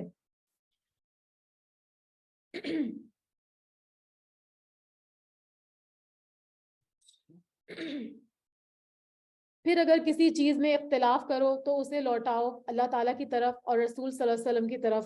اگر تمہیں اللہ تعالیٰ پر اور قیامت کے دن پر ایمان ہے یہ بہت بہتر ہے اور با اعتبار انجام بہت اچھا ہے. یعنی اللہ کی طرف لوٹانے سے کیا مطلب ہے کہ قرآن کریم اور نبی اکرم صلی اللہ علیہ وسلم کی طرف لوٹانے سے مراد ہے حدیث رسول صلی اللہ علیہ وسلم. یعنی تنازعات اگر کسی اصول پہ ہو جاتے ہیں کسی بات پہ تو اس کا ایک اصول بتا دیا گیا کہ سب سے پہلے جو ہے وہ اس کو قرآن اور سنت کی طرف لوٹاؤ، تاکہ وہ جو معاملے میں جس میں آپ لوگ ہم پھنس جائیں، کسی مسئلے میں ہمیں اس کا حل نہ مل رہا ہو تو وہ پھر ہمیں وہاں سے مل جائے گا. کیا آپ صلی اللہ علیہ وسلم نے انہیں نہیں دیکھا جن کا دعویٰ تو یہ ہے کہ جو کچھ آپ پر اور جو کچھ آپ صلی اللہ علیہ وسلم سے پہلے اتارا گیا اس پر ان کا ایمان ہے، لیکن وہ اپنے فیصلے غیر اللہ کی طرف لے جانا چاہتے ہیں، حالانکہ انہیں حکم دیا گیا ہے کہ شیطان کا انکار کریں، اور شیطان تو یہ چاہتا ہے کہ انہیں بہکا کر دور ڈال دے. ان سے جب بھی کہا جائے گا کہ اللہ تعالیٰ کے نازل کردہ کلام کی اور رسول صلی اللہ علیہ وسلم کی طرف آؤ تو آپ صلی اللہ علیہ وسلم دیکھیں گے کہ یہ منافق آپ سے منہ پھیر جاتے ہیں. یعنی یہ آیتیں ایسے لوگوں کے بارے میں نازل ہوئی جو اپنا فیصلہ عدالت میں لے جانے کی بجائے جو یہود کے سردار تھے نا یا سردار قریش تھے ان کی طرف لے جاتے تھے. اصل میں تو فیصلہ جو ہے وہ عدالت میں لے جانا چاہیے جو کہ قرآن اور سنت کے مطابق فیصلہ کریں، لیکن منافقین ایسا نہیں کرتے. پھر کیا بات ہے کہ جب ان پر ان کے کرتوتوں کے باعث کوئی مصیبت پڑتی ہے تو پھر یہ آپ کے پاس آ کر اللہ تعالیٰ کی قسمیں کھاتے ہیں کہ ہمارا ارادہ تو صرف بھلائی اور میل ملاپ کرنے کا تھا. یعنی جب کسی عطاب الہی کا شکار ہوتے ہیں اپنے کرتوتوں کی وجہ سے تو پھر آپ کہیں پھر آ کے آپ صلی اللہ علیہ وسلم سے اپنی صفائیاں پیش کرتے ہیں کہ دوسری جگہ جانے سے ہمارا یہ مقصد نہیں تھا کہ ہم وہاں سے فیصلہ کروائیں، بلکہ ہم تو صرف صلح اور ملاپ کرنا چاہتے تھے. یعنی اس طرح کی باتیں کرتے ہیں. یہ وہ لوگ ہیں ان کے دلوں کا بھید اللہ تعالیٰ پر بخوبی روشن ہے. آپ صلی اللہ علیہ وسلم ان سے اعراض برتیے یعنی منہ موڑیے، انہیں نصیحت کرتے رہیے اور انہیں وہ بات کہیے جو ان کے دلوں میں گھر کرنے والی ہو. یعنی اللہ تعالیٰ تو تمام بھیدوں سے ان کے واقف ہیں، ٹھیک ہے، جس پر کہ ان کو جزا یا سزا ملے گی. لیکن آپ صلی اللہ علیہ وسلم کو کہا جا رہا ہے کہ پیغمبر آپ ان کے ظاہر کو سامنے رکھتے ہوئے درگزر فرما لیجئے اور واعظ اور نصیحت کریں اور قول و بلیغ کے ذریعے سے ان کے اندر اصلاح کی کوشش کیجیے. تو اس سے کیا پتہ چل رہا ہے کہ دشمنوں کی سازش کو عفو، درگزر، واعظ اور نصیحت اور قول بلیغ کے ذریعے ناکام بنانے کی کوشش کرنی چاہیے، کیونکہ ہم لوگوں کے دلوں کا حال نہیں جانتے نا. اب جیسے کوئی ہم سے کوئی مانگ رہا ہے، کوئی سوال کر رہا ہے، تو آپ کو تو اس کی ظاہری چیز نظر آ رہی ہے، دل سے اگر وہ جھوٹ بول رہا ہے یا آپ کو دھوکہ دے رہا ہے تو ہم دلوں کا حال تو نہیں جانتے نا. تو پھر ہمیں ظاہر پہ معاملہ کرنا چاہیے جو ہم کو نظر آ رہا ہے. تو اگر کوئی آپ کی بات نہیں سن رہا تو پھر کیا کرنا ہے کہ اس کو نصیحت کرنا ہے اور اس سے اعراض برتنا ہے. ہم نے ہر رسول کو صرف اسی لیے بھیجا کہ اللہ تعالیٰ کے حکم سے اس کی فرمانبرداری کی جائے. اور اگر یہ لوگ جب انہوں نے اپنی جانوں پر ظلم کیا تھا آپ کے پاس آ جاتے ہیں اور اللہ تعالیٰ سے استغفار کرتے اور رسول بھی ان کے لیے استغفار کرتے تو یقیناً یہ لوگ اللہ تعالیٰ کو معاف کرنے والا اور مہربان پاتے. یعنی مغفرت کے لیے اللہ کی جو بارگاہ الہی ہے اسی میں توبہ استغفار ضروری اور کافی ہے. لیکن کہا گیا ہے یہاں پر اس آیت میں کہ اے پیغمبر وہ آپ کے پاس آتے ہیں اور اللہ سے مغفرت طلب کرتے ہیں تو پھر آپ بھی ان کے لیے مغفرت طلب کرتے ہیں، کیونکہ مغفرت تو اللہ سے ہی طلب کی جاتی ہے نا. تو اگر کسی سے کہا جائے کہ ہمارے لیے مغفرت کی دعا کرو تو وہ ایسا کیا جا سکتا ہے، لیکن اللہ تعالیٰ ہی معاف کرنے والے اور مہربان ہے. تو قسم ہے تیرے پروردگار کی یہ مومن نہیں ہو سکتے جب تک کہ تمام آپس کے اختلافات میں آپ صلی اللہ علیہ وسلم کو حاکم نہ مان لیں. پھر جو فیصلے آپ صلی اللہ علیہ وسلم ان میں کر دیں ان میں سے دل میں کسی طرح کی تنگی اور ناخوشی نہ پائیں اور فرمانبرداری کے ساتھ اس کو قبول کر لیں. اس آیت کی شان نزول میں ایک یہودی اور مسلمان کا واقعہ بیان ہوتا ہے کہ حضرت عمر سے فیصلہ کروانے گئے تو حضرت عمر نے کیا کیا تھا کہ مسلمان کو جو ہے وہ سزا دی تھی. ایک یہ والا اس کا واقعہ ہے، اور ایک اور دوسرا واقعہ ہے جو اس آیت کے نزول کا سبب ہے. وہ کیا ہے کہ حضرت زبیر رضی اللہ تعالیٰ عنہ جو محمد صلی اللہ علیہ وسلم کے پھپھی زاد بھائی تھے، اور ایک آدمی کے کھیت کو سیراب کرنے والے نالے کے پانی پر جھگڑا ہو گیا. جب معاملہ آپ صلی اللہ علیہ وسلم تک پہنچا تو آپ صلی اللہ علیہ وسلم نے صورتحال کا جائزہ لیا اور فیصلہ دیا تو وہ اتفاق سے حضرت زبیر کے حق میں تھا، جس پر دوسرے نے کہا کہ آپ نے یہ فیصلہ اس لیے دیا ہے کہ وہ آپ کے جو تھے وہ رشتہ دار ہیں. تو پھر اس پر یہ آیت نازل ہوئی کہ آپ صلی اللہ علیہ وسلم جب کوئی فیصلہ کر لیں گے تو پھر اپنے دل میں کوئی اختلاف محسوس نہیں کرنا. اب اگر آپ صلی اللہ علیہ وسلم تو دنیا میں نہیں ہے تو سنت کے مطابق اگر کوئی فیصلہ کیا جاتا ہے یا قرآن اور سنت کے مطابق تو دل میں کوئی اس میں جو ہے وہ بغض یا کوئی جو ہے وہ اختلاف محسوس کرنا جو ہے وہ ایمان کے منافی ہو جائے گا. تو یہاں پہ اسی کا ذکر ہے کہ فرما برداری کے ساتھ ان کے فیصلے کو قبول کر لیں. اور اگر ہم ان پر یہ فرض کر دیتے کہ اپنی جانوں کو قتل کر ڈالو یا اپنے گھروں سے نکل جاؤ تو اسے ان میں سے بہت ہی کم لوگ بجا لاتے. اگر یہ وہی کریں جس کی انہیں نصیحت کی جاتی تو یقیناً ان کے لیے بہتر ہوتا اور بہت زیادہ مضبوطی والا ہوتا. یعنی وہی نافرمان لوگ ہیں کہ جب ان کو قتال کے لیے نکلنے کا حکم دیا گیا تو وہ نہیں نکلے. تو کہا جا رہا ہے کہ اگر وہ اس کو بجا لاتے حکم کو تو پھر ان کے لیے زیادہ بہتر ہوتا، اور تب تو انہیں اپنے پاس سے بڑا ثواب دیں گے اور یقیناً انہیں راہ راست دکھائیں گے. اور جو بھی اللہ تعالیٰ کی اور رسول صلی اللہ علیہ وسلم کی فرما برداری کرے گا وہ ان لوگوں کے ساتھ ہوگا جن پر اللہ تعالیٰ نے انعام کیا ہے، جیسے نبی، صدیق اور شہید اور نیک لوگ، یہ بہترین رفیق ہیں. تو یہاں پر جو ہے وہ اللہ تعالیٰ اور رسول صلی اللہ علیہ وسلم کی اطاعت کا صلہ بتایا جا رہا ہے.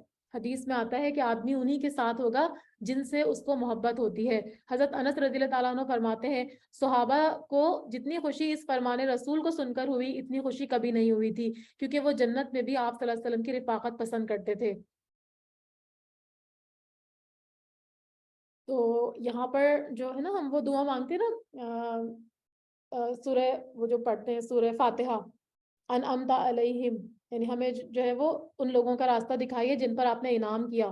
تو یہ اس کا جواب ہے. کن پر انعام کیا؟ یہاں پر لکھا ہوا ہے انعم اللہ علیہم من النبیین والصدیقین والشہداء والصالحین. ٹھیک ہے، یعنی نبی اور صدیق اور شہید اور نیک لوگ.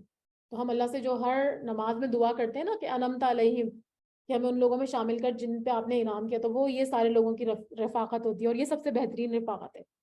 تو جب ہم اللہ تعالیٰ سے دعا مانگتے ہیں تو ہمیں یہ اس کا میننگ بھی پتہ ہونا چاہیے کہ ہم اللہ تعالیٰ سے کیا مانگ رہے ہیں. ذالک الفضل من اللہ وکفا باللہ علیما، یہ فضل اللہ تعالیٰ کی طرف سے ہے اور کافی ہے اللہ تعالیٰ جاننے والا. یا ایھا الذین آمنوا خذوا حذرکم فانفروا ثبات اوانفروا جمیعا، اے مسلمانوں اپنے بچاؤ کا سامان لے لو، پھر گروہ گروہ اور بن کر کوچ کرو یا سب کے سب اکٹھے نکل کھڑے ہو. یعنی یہاں پر جو ہے وہ کیا بتایا جا رہا ہے، حضرکم کا مطلب ہے اپنا بچاؤ اختیار کرنا، یعنی اسلحہ اور سامان جنگ اور دیگر ذرائع لے کر باہر نکلو، چاہے گروپ کی شکل میں جاؤ، چاہے جو ہے انڈیویجول جاؤ، دونوں صورتوں میں جو ہے وہ اپنے بچاؤ کا سامان لے کے نکلنا ہے اگر دشمن کے علاقے سے گزرنا ہے یا جنگ کے لیے نکلنا ہے۔ اور یقیناً تم میں سے بعض وہ بھی ہیں جو پسو پیش کرتے ہیں، یعنی یہاں پر منافقین کا ذکر کیا گیا ہے کہ وہ کوئی علتیں پیش کرتے ہیں، بہانے کرتے ہیں، ایکسکیوزز دیتے ہیں جہاد میں جانے سے رکنے کے لیے۔ پھر اگر تمہیں کوئی نقصان ہوتا ہے تو وہ کہتے ہیں کہ اللہ تعالیٰ نے مجھ پر بڑا فضل کیا کہ میں ان کے ساتھ موجود نہیں تھا۔ تو یہاں منافقین کا رویہ بتایا جا رہا ہے کہ وہ نہ جانے پر بجائے اس کے کہ شرمندہ ہوں تو وہ خوش ہوتے ہیں۔ اور اگر تمہیں اللہ تعالیٰ کا کوئی فضل مل جائے، یعنی کوئی مال غنیمت آ جائے ہاتھ، یا پھر فتح اور غلبہ ہو جائے، تو کیا کہتے ہیں، تو اس طرح کے گویا تم میں اور ان میں دوستی تھی ہی نہیں، یعنی گویا وہ تمہارے اہل دین میں سے ہی نہیں بلکہ اجنبی ہیں۔ تو وہ ایک دم سے جو ہے وہ فضل ملنے کے بعد وہ پھر جو ہے وہ بالکل ساتھ آ کے مل جاتے ہیں، کہتے ہیں کاش میں بھی ان کے ہمراہ ہوتا تو بڑی کامیابی کو پہنچتا، یعنی اب نہ جانے پہ افسوس کرتے ہیں اور کہتے ہیں کہ اگر میں بھی ان کے ساتھ چلا جاتا تو مال غنیمت میں سے حصہ حاصل کرتا، جو ان کا دنیا کا اصل مقصد تھا، کیونکہ وہ دنیا کے فائدے کے لیے جو ہے وہ سر توڑ کوشش کرتے تھے نا، ان کو جو ہے وہ آخرت کی کوئی پرواہ نہیں تھی۔ یہ منافقین کا رویہ بتایا جا رہا ہے۔ بس جو لوگ دنیا کی زندگی کو آخرت کے بدلے بیچ چکے ہیں انہیں اللہ تعالیٰ کی راہ میں جہاد کرنا چاہیے، اور جو شخص اللہ تعالیٰ کی راہ میں جہاد کرتے ہوئے شہادت پالے یا غالب آ جائے یقیناً ہم اسے بڑا ثواب عنایت فرمائیں گے۔ اور یہ جو یہاں پر جو ورڈ یوز ہوا نا کہ جو لوگ دنیا کی زندگی کو آخرت کے بدلے میں بیچ دیتے ہیں، تو اس کا کیا مطلب ہے کہ وہ لوگ جو ہے وہ دنیا کی زندگی کے کو پانے میں اتنے محو ہو جاتے ہیں کہ وہ ان کو آخرت کی کوئی پرواہ ہی نہیں رہتی۔ 73 اور دین کے کام میں پیچھے رہنا جو ہے وہ اللہ تعالیٰ کا انعام نہیں ہے بلکہ اس کے لیے نکلنا جو ہے وہ اللہ تعالیٰ کا انعام اور فضل ہے۔ تو یہاں پر جو ہے وہ دین کی راہ میں نکلنے کی اہمیت بتائی جا رہی ہے کہ اگر وہ ایسا کرتے تو وہ زیادہ ان کے لیے اچھا ہوتا۔ انہیں اللہ تعالیٰ کی راہ میں جہاد کرنا چاہیے، اور جو شخص اللہ تعالیٰ کی راہ میں جہاد کرتے ہوئے شہادت پالے یا غالب آ جائے تو یقیناً ہم اسے بڑا ثواب عنایت فرمائیں گے۔ بھلا کیا وجہ ہے کہ تم اللہ کی راہ میں اور ان ناتوان مردوں، عورتوں اور ننھے منھے بچوں کے چھٹکارے کے لیے جہاد نہیں کرو گے، جو یوں دعائیں مانگ رہے ہیں، ربنا اخرجنا من هذه القرية الظالم اهلها، اے ہمارے پروردگار ان ظالموں کی بستی سے ہمیں نجات دے اور ہمارے لیے خود اپنے پاس سے حمایتی مقرر کر دے اور ہمارے لیے خاص اپنے پاس سے مددگار بنا دے۔ یہاں پہ ظالموں کی بستی سے مراد جو ہے وہ مکہ ہے نزول کے اعتبار سے، کیونکہ ہجرت کے بعد وہاں پر جو باقی رہ جانے والے مسلمان تھے نا، خاص طور پر بوڑھے مرد، عورتیں، بچے وغیرہ، تو یہ کافروں کے ظلموں سے ایک دم سے تنگ آ کر اللہ کی راہ میں جو ہے وہ اللہ کی بارگاہ میں جو ہے وہ مدد کی دعا کر رہے تھے۔ تو اللہ تعالیٰ جو ہے وہ مسلمانوں کو تنبیہ کر رہے ہیں کہ ان کمزور لوگوں کو تم کفار سے نجات دلانے کے لیے جہاد کیوں نہیں کرتے؟ ٹھیک ہے، ان کو جہاد کے لیے جو ہے وہ ابھارا جا رہا ہے۔ جو لوگ ایمان لائے ہیں وہ تو اللہ تعالیٰ کی راہ میں جہاد کرتے ہیں، اور جن لوگوں نے کفر کیا وہ اللہ تعالیٰ کے سوا اوروں کی راہ میں لڑتے ہیں۔ یعنی جنگ کی ضرورت تو دونوں کو پیش آتی ہے، مومنوں کو بھی اور کافروں کو بھی، لیکن ان کے جو مقاصد ہیں نا وہ بالکل ڈفرینٹ ہے۔ مومن جو ہے وہ اللہ کے لیے لڑتا ہے، اور کافر جو ہوتا ہے اس کا مقصد کیا ہوتا ہے، دنیا اور اس کا مفاد، یعنی مال غنیمت وغیرہ مل جائے اور دنیا کا مفاد حاصل ہو جائے، یا اس کو جو ہے وہ کوئی لوگ تعریف کر دیں اس کی، اس کو جو ہے وہ ریاکاری کرنی ہوتی ہے، اس وجہ سے کرتے ہیں۔ دونوں کے مقاصد ڈفرینٹ ہوتے ہیں۔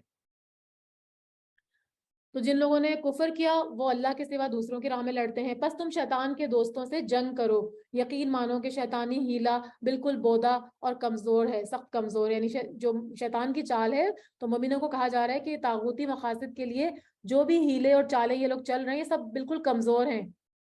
ظاہری اسباب کی فراوانی ان کے پاس کتنی بھی ہو، ان کی تعداد کتنی زیادہ کیوں نہ ہو، لیکن تم کو ڈرنے کی ضرورت نہیں ہے۔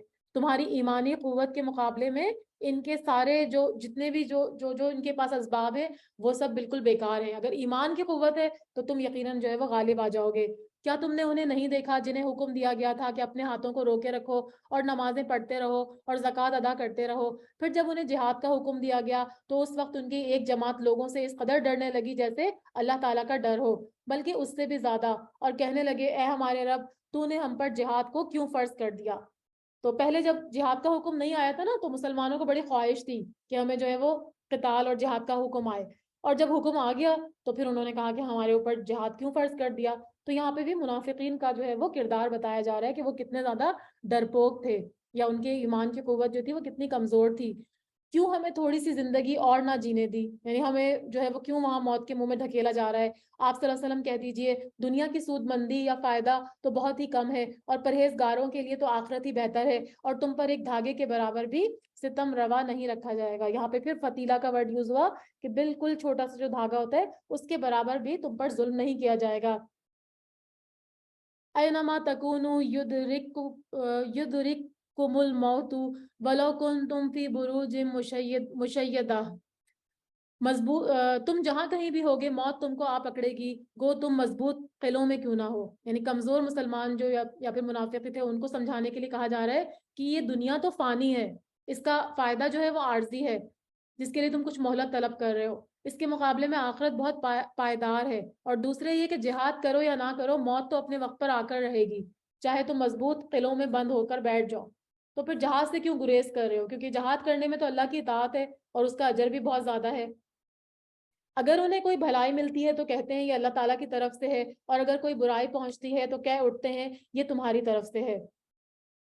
یعنی یہ پوری آیتیں جو وہ منافقین اور کمزور ایمان والے لوگوں کے لیے جو ہے وہ بتائی جا رہی ہیں نا، تو پھر سے منافقین کی باتوں کا جو ہے وہ ذکر ہو رہا ہے کہ کوئی بھلائی ملتی تھی جیسے کہ غلے کی پیداوار ہوتی، مال اور اولاد کی فراوانی، تو کہتے ہیں اللہ کی طرف سے ہے. اور قحط سالی مال و دولت میں کمی ہوتی تو کہتے ہیں محمد صلی اللہ علیہ وسلم آپ کی وجہ سے ہے، کیونکہ آپ کا دین ہم نے اختیار کیا اسی لیے ہمارے اوپر یہ آزمائش آئی. تو یہ سیم وہی باتیں جو تھی وہ موسیٰ علیہ السلام کی قوم بھی کرتی تھی. تو اللہ تعالیٰ فرماتے ہیں کہ جب ان کو کوئی بھلائی پہنچتی ہے تو کہتے ہیں یہ ہمارے لیے ہے، اور جب ان کو کوئی برائی ملتی ہے تو کہتے ہیں حضرت موسیٰ علیہ السلام اور ان کے پیروکاروں سے بدشگونی پکڑتے ہیں کہ ان کی نعوذ باللہ نحوست کی وجہ سے یہ ہم پہ پہنچی ہے. تو سیم یہی بات اہل مکہ بھی کرتے تھے، جو حضرت موسیٰ کے قوم کے لوگ کرتے تھے. انہیں کہہ دو کہ یہ سب کچھ اللہ تعالیٰ کی طرف سے ہے، یعنی نیکی اور بدی جو بھی تمہارے اوپر آئی ہے وہ سب اللہ تعالیٰ ہی کی طرف سے ہے. اللہ تعالیٰ کے اذن کے بغیر نہ کوئی تکلیف آ سکتی ہے اور نہ ہی کوئی بھلائی آ سکتی ہے. انہیں کیا ہو گیا ہے کہ کوئی بات سمجھنے سے بھی قریب نہیں ہے. یعنی یہ لوگ قلت عقل کی وجہ سے اور کثرت جہل کی وجہ سے، جہالت کی وجہ سے اس بات کو سمجھ نہیں پاتے. آپ کو جو بھی بھلائی ملتی ہے وہ اللہ تعالیٰ کی طرف سے، اور جو برائی پہنچتی ہے وہ آپ کے اپنے نفس کی طرف سے ہے. یعنی جو بھی بھلائی ملتی ہے وہ اللہ کا فضل اور کرم ہے. ٹھیک ہے، یعنی نیکی کی توفیق بھی تو اللہ تعالیٰ ہی دیتے ہیں نا. تو اگر اللہ تعالیٰ نے نیکی کی توفیق دی اور اس کے علاوہ پھر آپ کو اس کو اجر بھی دیا تو پھر تو اللہ تعالیٰ ہی کو سارا کریڈٹ جاتا ہے نا. ایک حدیث میں آتا ہے کہ جنت میں جو بھی جائے گا محض اللہ کی رحمت سے جائے گا، اپنے عمل کی وجہ سے نہیں. تو صحابہ نے عرض کیا یا رسول اللہ صلی اللہ علیہ وسلم آپ بھی اللہ کی رحمت کے بغیر جنت میں نہیں جائیں گے؟ تو آپ صلی اللہ علیہ وسلم نے فرمایا ہاں، جب تک مجھے بھی اپنے دامان رحمت سے اللہ تعالیٰ ڈھانپ نہیں لے گا میں جنت میں نہیں جاؤں گا. یہ صحیح بخاری کی حدیث ہے. تو جو بھی نیک عمل کی ہم نیک کام کرتے ہیں تو اس کا کریڈٹ ہمارے اوپر نہیں ہے، وہ بھی کریڈٹ اللہ تعالیٰ کے اوپر ہے کہ اللہ تعالیٰ کی توفیق سے ہم نے وہ نیک کام کیا. اور جو کوئی برائی پہنچتی ہے وہ تمہارے نفس کی طرف سے، یعنی برائی بھی اللہ کی مشیت ہی سے آتی ہے. لیکن یقیناً کوئی ہمارا ایسا گناہ ہوتا ہے یا کوئی ایسی اور اللہ کی طرف سے آزمائش بھی ہو سکتی ہے، لیکن کوئی غلطی کوتاہی ہوتی ہے اس کی پکڑ کے لیے اللہ تعالیٰ ہلکا سے ایک جھٹکا لگاتے ہیں کہ شاید میرا بندہ جو ہے وہ توبہ کر لے اور اس غلطی سے جو ہے وہ شرمسار ہو جائے اور اس سے نکل آئے.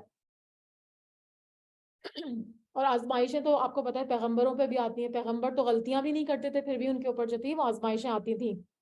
ہم نے تجھے تمام لوگوں کو پیغام پہنچانے والا بنا کر بھیجا ہے اور اللہ تعالیٰ کا گواہ کافی ہے. اس رسول صلی اللہ علیہ وسلم کی جو اطاعت کرے گا اسی نے اللہ تعالیٰ کی فرما برداری کی، اور جو منہ پھیر لے گا تو ہم نے آپ صلی اللہ علیہ وسلم کو ان پر نگہبان بنا کر نہیں بھیجا. یعنی آپ صلی اللہ علیہ وسلم کی اگر کوئی اطاعت نہیں کرتا تو اس پہ آپ صلی اللہ علیہ وسلم کی کوئی پکڑ نہیں ہوگی. آپ صلی اللہ علیہ وسلم کا کام صرف پیغام پہنچانا ہے، اور اطاعت رسول ہی اطاعت اللہ ہے، کیونکہ اللہ کے رسول وہی چیزیں لے کر آئے جس کا کہ اللہ نے کرنے کا حکم دیا.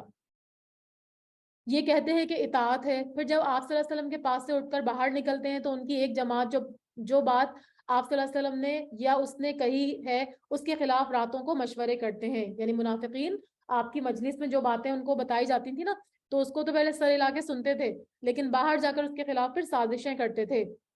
ان کی راتوں کی بات چیت اللہ تعالیٰ لکھ رہا ہے، تو آپ صلی اللہ علیہ وسلم ان سے منہ پھیر لیجئے اور اللہ تعالیٰ پر بھروسہ رکھیے، اللہ تعالیٰ کافی کارساز ہے.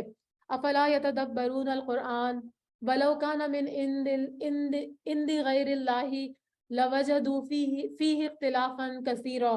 کیا یہ لوگ قرآن میں غور و فکر نہیں کرتے؟ اگر یہ اللہ تعالیٰ کے سوا کسی اور کی طرف سے ہوتا تو یقیناً وہ اس میں بہت زیادہ اختلاف پاتے.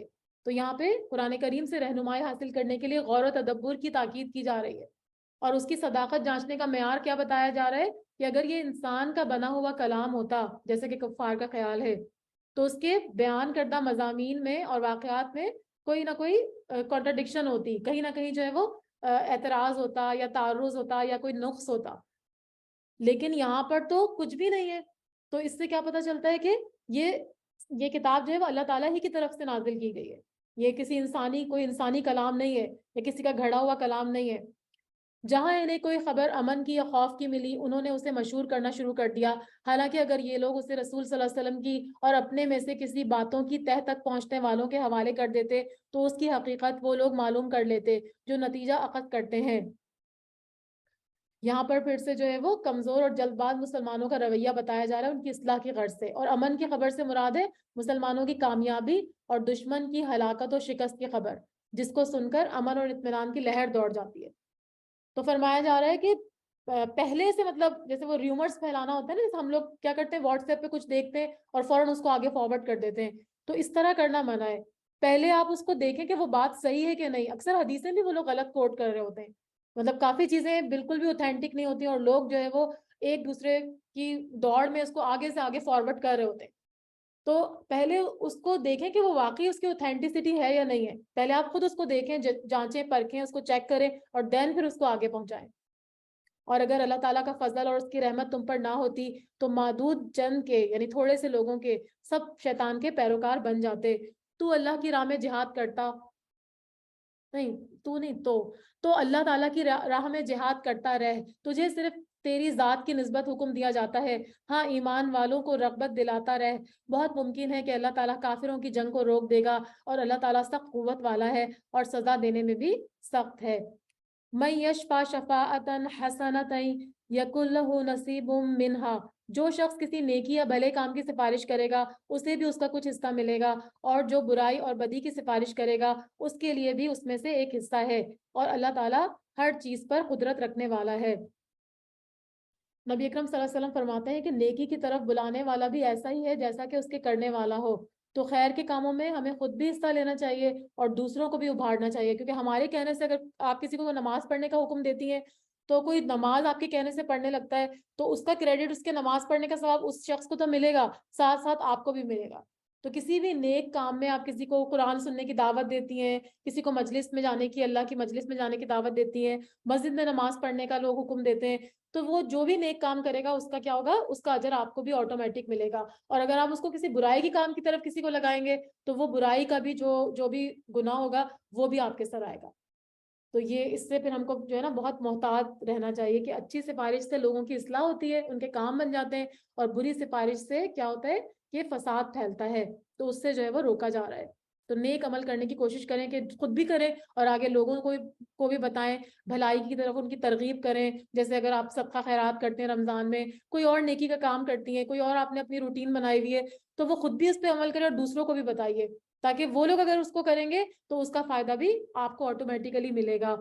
اور جب تمہیں سلام کیا جائے تو تم اس سے اچھا جواب دیا کرو یا انہی الفاظ کو لوٹا دیا کرو. تحیہ کا ورڈ یہاں پر یوز ہوا ہے نا, اس کے معنی ہے درازی عمر کی دعا کرنا, اور یہاں سلام کرنے کے معنی ہے.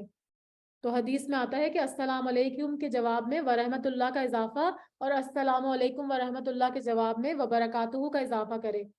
اور اگر کوئی السلام علیکم ورحمۃ اللہ وبرکاتہ کہے تو پھر اضافے کے بغیر انہی الفاظ میں ان کو جواب دیا جائے. ایک اور حدیث میں آتا ہے کہ صرف السلام علیکم کہنے سے 10 نیکیاں ملتی ہیں, اور ورحمۃ اللہ کہنے سے 20 نیکیاں, اور برکاتہ کہنے سے 30 نیکیاں ملتی ہیں. یہ مسند احمد کی روایت ہے. تو مسلمانوں کو کہا جا رہا ہے کہ جب مسلمان ایک دوسرے کو سلام کریں تو پھر ان کو جو ہے وہ پہل کرنی چاہیے ایک دوسرے کو سلام کرنے میں. اس میں بڑا چھوٹا نہیں دیکھا جاتا. اگر بڑا جو ہے وہ چھوٹوں کو سلام کر دے تو بھی صحیح ہے, اور چھوٹا بڑوں کو سلام کر دے. تو سلام میں ہمیشہ جو ہے وہ پہل کرنی چاہیے, کیونکہ یہ ایک طرح سے دعا ہے اللہ تعالیٰ کی طرف سے, زندگی کی دعا ہے. بے شک اللہ تعالیٰ ہر چیز کا حساب لینے والا ہے. اللہ وہ ہے جس کے سوا کوئی معبود برحق نہیں، وہ تم سب کو یقیناً قیامت کے دن جمع کرے گا، جس کے آنے میں کوئی شک نہیں ہے، اور اللہ تعالیٰ سے زیادہ سچی بات کرنے والا اور کون ہوگا۔ تمہیں کیا ہو گیا ہے کہ منافقوں کے بارے میں دو گروہ ہو گئے ہو؟ یعنی منافقین کے بارے میں کوئی اختلاف نہیں ہونا چاہیے۔ منافقین سے مراد یہاں پر جن منافقین کا ذکر کیا گیا وہ لوگ ہیں جو جنگ احد کی جنگ میں مدینے سے کچھ دور جا کر واپس آ گئے تھے کہ ہماری بات نہیں سنی گئی، جس کی تفصیل ہم نے پیچھے پڑھی۔ تو ان منافقین کے بارے میں مسلمانوں کے دو گروہ بن گئے تھے۔ ایک گروہ کہتا تھا کہ ہمیں ان منافقین سے بھی لڑنا چاہیے کیونکہ یہ جنگ میں پیچھے کیوں چلے گئے، اور دوسرا مصلحت کے خلاف جو ہے وہ سمجھتا تھا اور کہتے تھے کہ ان کو ان کے حال پر چھوڑ دو، اللہ تعالیٰ خود ان سے حساب لے لیں گے۔ تو یہاں انہی کا ذکر ہو رہا ہے کہ تم لوگ دو گروہ کیوں بن گئے ہو؟ انہیں تو ان کے اعمال کی وجہ سے اللہ تعالیٰ نے اوندھا کر دیا ہے، یعنی نبی اکرم صلی اللہ علیہ وسلم کی مخالفت اور جہاد سے اعراض کی وجہ سے ان کو جو ہے وہ اندھا کر دیا ہے، یعنی وہ کفر و ضلالت میں آگے ہی آگے نکل گئے ہیں۔ اب کیا تم یہ منصوبے باندھ رہے ہو کہ اللہ تعالیٰ کے گمراہ کیے ہوں کو تم راہ راست پر لا کھڑا کرو گے؟ جسے اللہ تعالیٰ راہ بھلا دے تو ہرگز اس کے لیے کوئی راہ نہ پائے گا۔ یعنی اللہ تعالیٰ جس کو گمراہ کر دیتے ہیں نا، تو پھر کفر اور عناد مسلسل کرنے کی وجہ سے ان کے دلوں پر مہر لگ جاتی ہے، تو پھر ان کو کوئی سیدھی راہ نہیں دکھا سکتا، اور یہ ان کا اپنا قصور ہوتا ہے۔ ان کو راہ دکھانے کے لیے تو بہت سے مواقع آتے ہیں، بہت سے لوگ آتے ہیں، پیغمبر آتے ہیں، کتابیں آتی ہیں، لیکن جب وہ مسلسل کفر اور عناد ہی میں مبتلا رہتے ہیں تو پھر اللہ تعالیٰ ان کو پھر جو ہے وہ راہ راست سے ہٹا دیتے ہیں ان کی ہٹ دھرمی کی وجہ سے۔ اور اگر اللہ راہ سے ہٹا دے تو پھر کوئی جو ہے وہ راہ پہ نہیں لا سکتا، اور ہدایت ہم کسی انسان کو نہیں دے سکتے، ہدایت کی دعا ضرور کر سکتے ہیں، پیغمبر تک کسی کو ہدایت نہیں دے سکتے۔ ان کی تو چاہت یہ ہے کہ جس طرح کے کافر وہ ہیں تم بھی ان کی طرح کفر کرنے لگو اور پھر سب یکساں ہو جاؤ، بس جب تک یہ اسلام کی خاطر وطن نہ چھوڑیں ان کو حقیقی دوست نہ بناؤ۔ یعنی ہجرت کی بات ہو رہی یہاں پر، اگر یہ ہجرت کر لے تو اس کا مطلب کیا ہے کہ مخلص مومن بن گئے، تو اس صورت میں ان سے دوستی جائز ہوگی، لیکن یہ اگر ہجرت سے باز رہے تو پھر ان کو دوست نہ بناؤ۔ پھر اگر یہ منہ پھیر لیں تو ان کو پکڑو اور قتل کرو، اور جہاں بھی یہ ہاتھ لگ جائیں خبردار ان میں سے کسی کو اپنا رفیق اور مددگار نہ سمجھنا۔ یعنی جب تمہیں ان پر قدرت اور طاقت حاصل ہو جائے تو پھر ہل ہو یا حرم ہو ان سے لڑنے کا حکم دیا جا رہا ہے۔ تو صرف دو قسم کے لوگ اس سے مستثنا ہیں جن کا اگلی آیت میں ذکر ہے، سوائے اس کے جو اس قوم سے تعلق رکھتے ہوں جن سے تمہارا معاہدہ ہو چکا ہو۔ یعنی ایک وہ جو ایسی قوم سے ربط رکھتے ہوں کہ ان کے فرد ہیں یا اس کی پناہ میں جس قوم سے تمہارا معاہدہ ہو گیا ہے کہ بھئی اتنے عرصے تک ہم آپ پر کوئی حملہ نہیں کریں گے یا آپ سے ہماری دوستی رہے گی، تو ایسے لوگ جو ہے وہ اس سے مستثنا ہے۔ اور جو تمہارے پاس اس حالت میں آئیں کہ تم سے جنگ کرنے سے بھی تنگ دل ہے اور اپنی قوم سے بھی جنگ کرنے سے تنگ دل ہے، یعنی دوسری کیٹیگری کن لوگوں کی ہے کہ ان کے سینے اس بات سے تنگ ہیں کہ وہ اپنی قوم سے مل کر تم سے جنگ کریں یا تم سے مل کر اپنی قوم سے جنگ کریں، یعنی وہ تمہاری حمایت میں لڑنا پسند کرتے ہیں نہ تمہاری مخالفت میں، تو پھر ایسے لوگوں کو بھی جو ہے وہ قتل کرنے کا حکم نہیں ہے۔ لیکن یہ حکم جو ہے وہ بات بہت آخر میں دیا گیا، جب ان کے ظلم و ستم حد سے بڑھ گئے تھے تو تب پھر ان کا حکم دیا گیا کہ اب اگر وہ تمہیں مارے تو اب تم لوگ کمزور نہیں پڑنا، اب ان کا جو ہے وہ مقابلہ کرنا۔ إِلَّا الَّذِينَ يَصِلُونَ إِلَىٰ قَوْمٍ بَيْنَكُمْ وَبَيْنَهُمْ مِيثَاقٌ أَوْ جَاءُوكُمْ حَسِرَتْ صُدُورُهُمْ أَن يُقَاتِلُوكُمْ أَوْ يُقَاتِلُوا قَوْمَهُمْ، سوائے ان کے، یہ تو میں نے پڑھ لیا نا، اور اگر اللہ تعالیٰ چاہتا تو انہیں تم پر مسلط کر دیتا اور وہ تم سے یقیناً جنگ کرتے، بس اگر یہ لوگ تم سے کنارہ کشی اختیار کر لیں اور تم سے لڑائی نہ کریں اور تمہاری جانب صلح کا پیغام ڈالیں تو اللہ تعالیٰ نے تمہارے لیے ان پر کوئی راہ لڑائی کی نہیں رکھی ہے۔ یعنی اللہ کا احسان ہے کہ ان کو لڑائی سے الگ کر دیا، ورنہ اگر اللہ تعالیٰ ان کے دل میں بھی اپنی قوم کی حمایت میں لڑنے کا خیال پیدا کر دیتا تو وہ بھی تم سے لڑتے، ٹھیک ہے؟ تو اگر وہ کنارہ کش ہوتے ہیں تو ان سے دور رہو، اور تمہاری جانب اگر صلح کا پیغام ڈالیں تو یہ بھی وہی بات ہے کہ وہ جنگ کرنا نہیں چاہتے، تو اللہ تعالیٰ تمہارے لیے ان پر کوئی راہ لڑائی یعنی پھر ان سے لڑائی کرنے کا حکم نہیں ہے۔ تم کچھ اور لوگوں کو بھی ایسا پاؤ گے جن کی بظاہر چاہت ہے کہ تم سے بھی امن میں رہیں اور اپنی قوم سے بھی امن میں رہیں۔ یہ ایک تیسرے گروہ کا ذکر ہے جو منافقین کا تھا، تو وہ مسلمانوں کے پاس آتے تو اسلام کا اظہار کرتے تاکہ مسلمانوں سے محفوظ رہیں، اور اپنی قوم کے پاس جاتے تو شرک اور بت پرستی کی جو ہے وہ باتیں کرتے تاکہ وہ ان کو اپنا ہم مذہب کریں۔ اس طرح سے وہ دونوں طرح سے مفاد حاصل کرتے تھے، تو ان کا یہاں پر تذکرہ ہو رہا ہے۔ لیکن جب کبھی فتنہ انگیزی کی طرف لوٹائے جاتے، فتنے سے مراد شرک بھی ہے اور اس سے مراد قتال بھی ہے، یعنی مسلمانوں سے لڑنے کے لیے اگر ان کو بلایا جاتا تب کیا کرتے تھے؟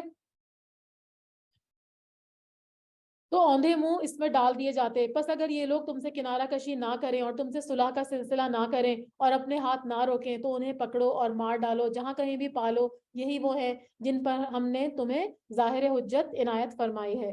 یعنی اگر ان کے اس سے کیا پتہ چل رہا ہے کہ ان کے دلوں میں نفاق ہے, ان کے سینوں میں تمہارے خلاف بغض اور عناد ہے, تو پھر ان کو جو ہے وہ قتل کرنے کا حکم ہے. وما كان لمؤمن ان يقتل مؤمنا الا خطا. کسی مومن کو دوسرے مومن کا قتل کرنا زیبا نہیں ہے مگر اگر غلطی سے ہو جائے. تو غلطی کا مطلب کیا ہے کہ آپ کی نیت اور ارادہ نہیں تھا قتل کرنے کا, لیکن غلطی سے ہو گیا. جیسے فار ایگزامپل اگر آپ کوئی گاڑی پہ روڈ پہ جا رہی ہے اور جاتے جاتے اچانک کوئی بندہ سامنے آ جاتا ہے, آپ کا ارادہ اس کو مارنے کا نہیں تھا, لیکن غلطی سے آپ کی گاڑی جو ہے وہ کنٹرول میں نہیں آتی اور وہ جو ہے وہ آپ اس کو ہٹ کر دیتے ہیں اور وہ فوت ہو جاتا ہے, تو یہ پھر قتل خطا کہلائے گا, یعنی غلطی سے کیا جانے والا قتل ہوگا. تو اور بات ہے, جو شخص کسی مسلمان کو بلا قصد مار ڈالے اس پر ایک مسلمان کی گردن آزاد کرنا. یعنی بلا ارادہ اگر مار دیں گے نا تب بھی آپ کو کفارہ دینا پڑے گا, یہ نہیں کہ آپ چھوٹ جائیں گے. بلا ارادہ مارنے پہ بھی اتنا بڑا کفارہ ہے تو پھر مارنے کا تو کوئی ہے ہی نہیں نا. جو جان بوجھ کے مارتے ہیں, لوگوں کو قتل کرتے ہیں, وہ تو پوری انسانیت کا قتل ہے. تو کیا فرمایا کہ اگر غلطی سے مار دیا تو پھر کیا ہوگا, اس پر ایک مسلمان غلام کی گردن آزاد کرنا اور مقتول کے عزیزوں کو خون بہا پہنچانا ہے. یعنی یہ قتل خطا کا جو ہے وہ بتایا جا رہا ہے کہ بطور کفارہ کیا کریں گے, ایک مسلمان غلام کی گردن آزاد کریں گے. اب کیونکہ آج کل غلاموں کا تصور نہیں ہے تو پھر کوئی اس طرح کا قیدی ہے جس کو کہ ضمانت آپ کروا دیں تو وہ بھی اس میں آ جاتا ہے. اور دوسرا جو ہے وہ دیت دینا, یعنی مقتول کے قتل کے بدلے میں جو چیز مقتول کے وارثوں کو دی جاتی ہے وہ دیت کہلاتی ہے. تو اس کو جو ہے وہ پھر وہ جو بھی دیت طے ہوگی اس وقت کے حساب سے وہ اگر آپ دے دیں تو وہ بھی پھر آپ کا جو ہے وہ کفارہ ہو جائے گا. ہاں یہ اور بات ہے کہ وہ لوگ بطور صدقہ معاف کر دیں, وہ کہتے ہیں کہ نہیں آپ سے غلطی سے قتل ہو گیا تو کوئی بات نہیں, ہم آپ کو معاف کر دیتے ہیں, تو پھر تو آپ کو دیت دینے کی ضرورت نہیں ہے. اور اگر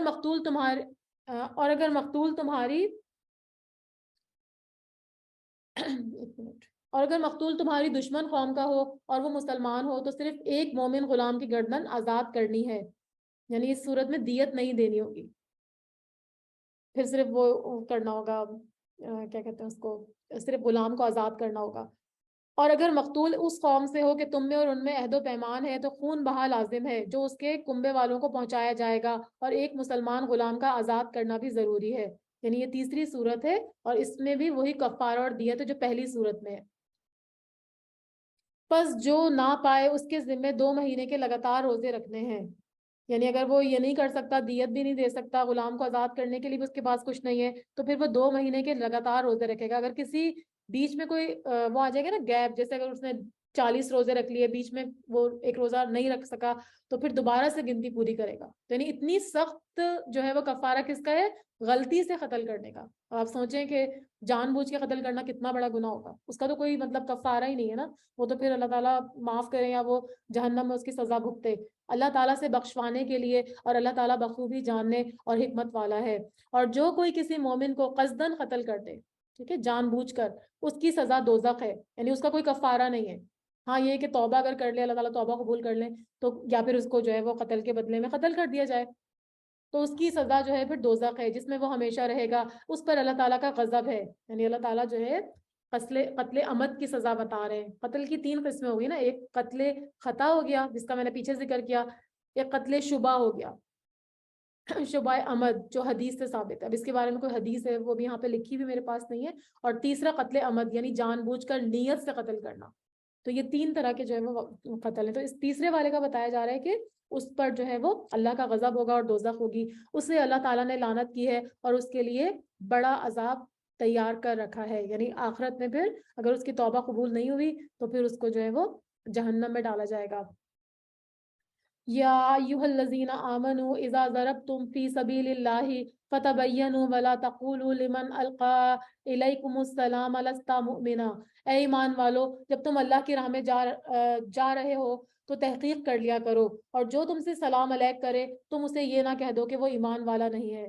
احادیث میں آتا ہے کہ صحابہ کے علاقے سے گزرے تو وہاں ایک چرواہا جو تھا وہ بکریاں چر رہا تھا. مسلمانوں کو دیکھ کر چرواہے نے سلام کیا لیکن بعض صحابہ نے سمجھا کہ شاید وہ جان بچانے کے لیے اپنے آپ کو مسلمان ظاہر کر رہا ہے، تو انہوں نے بغیر تحقیق کے اس کو قتل کر ڈالا اور اس کی بکریاں بطور غنیمت لے کر آپ صلی اللہ علیہ وسلم کی خدمت میں حاضر ہوئے، تو اس پر پھر یہ آیت نازل ہوئی، یہ صحیح بخاری کی حدیث ہے۔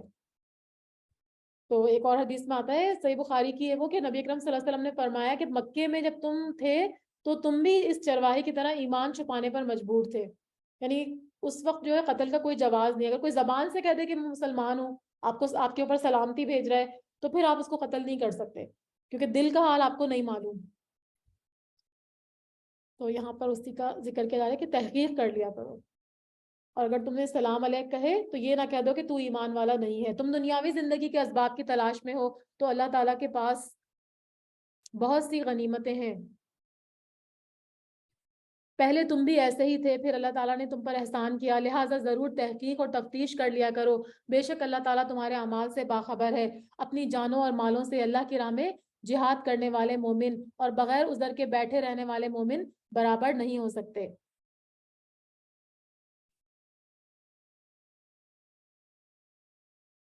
تو یہاں پر جو ہے وہ جو عذر کے باوجود جہاد میں شریک نہیں ہوئے وہ اور جو جہاد میں شریک ہوئے ان کا جو درجہ برابر نہیں ہو سکتا۔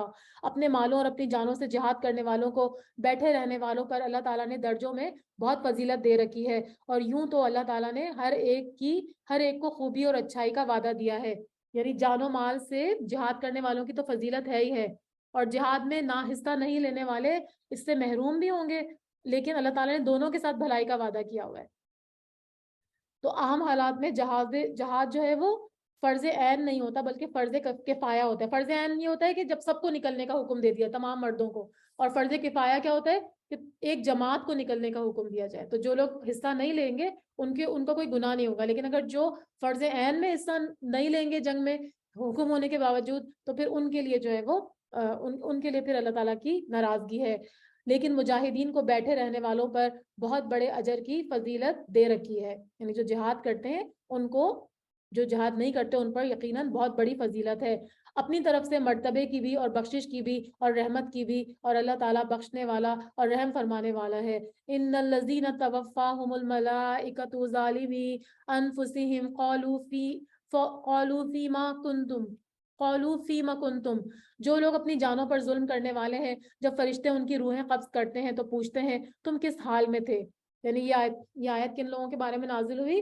جو مسلمان تو ہو چکے تھے لیکن اپنے آبائی علاقے اور خاندانی جو خاندان تھا اس کو چھوڑ کر ہجرت نہیں کر رہے تھے، تو مسلمانوں کی قوت کو ایک جگہ مجتمع کرنے کے لیے، جمع کرنے کے لیے ہجرت کا ہونا بہت ضروری تھا، تو جنہوں نے ہجرت نہیں کی جان بوجھ کے تو ان کو پھر ظالم قرار دیا گیا اور ان کا ٹھکانہ جو ہے وہ جہنم بتایا گیا۔ تو ایسے لوگوں کو کہا جا رہا ہے کہ جب فرشتے ان کی روح قبض کرنے کے لیے آتے ہیں تو پھر ان سے سوال جواب کرتے ہیں، یہ جواب دیتے ہیں کہ ہم اپنی جگہ کمزور اور مغلوب تھے، یعنی ہم جو ہے وہ کمزور تھے تو ہمارے لیے ہجرت کرنا مشکل ہو رہا تھا، اس وجہ سے ہم نے نہیں کی ہجرت۔ تو فرشتے کہتے ہیں کہ اللہ تعالیٰ کی زمین کشادہ نہ تھی کہ تم ہجرت کر جاتے، یہی لوگ ہیں جن کا ٹھکانہ دوزخ ہے اور وہ پہنچنے کی بری جگہ ہے، یعنی جب ہجرت فرض ہو گئی تو پھر ہجرت کرنا لازمی تھا، پھر کوئی بہانہ نہیں چلے گا، اگر وہ اسی حالت میں فوت ہو گئے توبہ کیے بغیر تو پھر ان کا انجام یہی ہوگا کہ ان کو فرشتے جو ہے وہ کہیں گے کہ تمہارے ٹھکانہ جو ہے وہ دوزخ ہے۔ مگر جو مرد، عورتیں اور بچے بے بس ہیں، جنہیں نہ تو کسی چارہ کار کی طاقت اور نہ کسی راستے کا علم ہے، تو ایسے لوگ اس سے جو ہے وہ مستثنا ہیں، ان کو جو ہے وہ الگ کر دیا جائے گا۔ بہت ممکن ہے کہ اللہ تعالیٰ ان سے درگزر کرے، اللہ تعالیٰ درگزر کرنے والا اور معاف کرنے والا ہے۔ وَمَن يُهَاجِرْ فِي سَبِيلِ اللَّهِ يَجِدْ فِي الْأَرْضِ مُرَاغَمًا كَثِيرًا وَسَعَةً، جو کوئی اللہ کی راہ میں وطن کو چھوڑے گا وہ زمین میں بہت سی قیام کی جگہیں پائے گا اور کشادگی بھی پائے گا، یعنی ہجرت کی ترغیب دی گئی ہے کہ اگر وہ ہجرت کرے گا تو اس کو جو ہے وہ بہت زیادہ کشادگی ملے گی، اللہ تعالیٰ کی طرف سے اس کو قیام کی جگہ ملیں گی۔ اور جو کوئی اپنے گھر سے اللہ تعالیٰ اور اس کے رسول صلی اللہ علیہ وسلم کی طرف نکل کھڑا ہوا پھر اسے موت نے آ پکڑا تو یقیناً اس کا اجر اللہ تعالیٰ کے ذمے ثابت ہو گیا، اللہ تعالیٰ بخشنے والا اور بہت مہربان ہے۔ یعنی اس کی نیت تھی ہجرت کرنے کی لیکن راستے میں اس کو موت آ گئی تو اس کی نیت کی وجہ سے پھر اللہ تعالیٰ اس کو جو ہے وہ جنت میں ڈال دیں گے اور اس کے گناہوں کو بخش دیں گے۔ جب تم سفر میں جا رہے ہو تو تم پر نمازوں کو قصر کرنے میں کوئی گناہ نہیں ہے، اگر تمہیں ڈر ہو کہ کافر تمہیں ستائیں گے، یقیناً کافر تمہارے کھلے دشمن ہیں۔ تو یہاں پر جو ہے وہ نماز حالت سفر میں نماز قصر کرنے کی اجازت دی جا رہی ہے. آپ کو پتہ ہے کہ جو فرض نمازیں ہوتی ہیں نا ان کو دو دو کرنے کا حکم ہے. جیسے فجر میں تو آپ کو قصر میں بھی 2 سنت 2 فرض پڑھنے پڑتے ہیں, ظہر میں 2 فرض پڑھ لیں, اور جو ہے وہ عصر میں 2 فرض پڑھیں گے, اور عشاء میں مغرب میں 3 فرض پڑھے جائیں گے, اور عشاء میں جو ہے وہ پھر 2 فرض, اور وطر جو ہے وہ آپ کی مرضی, آپ 3 پڑھنا چاہتے ہیں جو بھی مطلب طاقت تعداد میں. تہجد کے ٹائم پہ پڑھیں گے تو زیادہ بھی پڑھ سکتے ہیں اور ایک بھی پڑھ سکتے ہیں, کم سے کم ایک بھی پڑھ سکتے ہیں کیونکہ وہ طاق ہوتا ہے نا تو وہ پڑھ سکتے ہیں. تو یہاں پہ قصر نماز کا حکم آ رہا ہے, تو فرمایا جا رہا ہے کہ قصر کرنے کا کوئی گناہ نہیں ہوگا. اگر تمہیں ڈر ہو کہ کافر تمہیں ستائیں گے, یقیناً کافر تمہارے کھلے دشمن ہیں.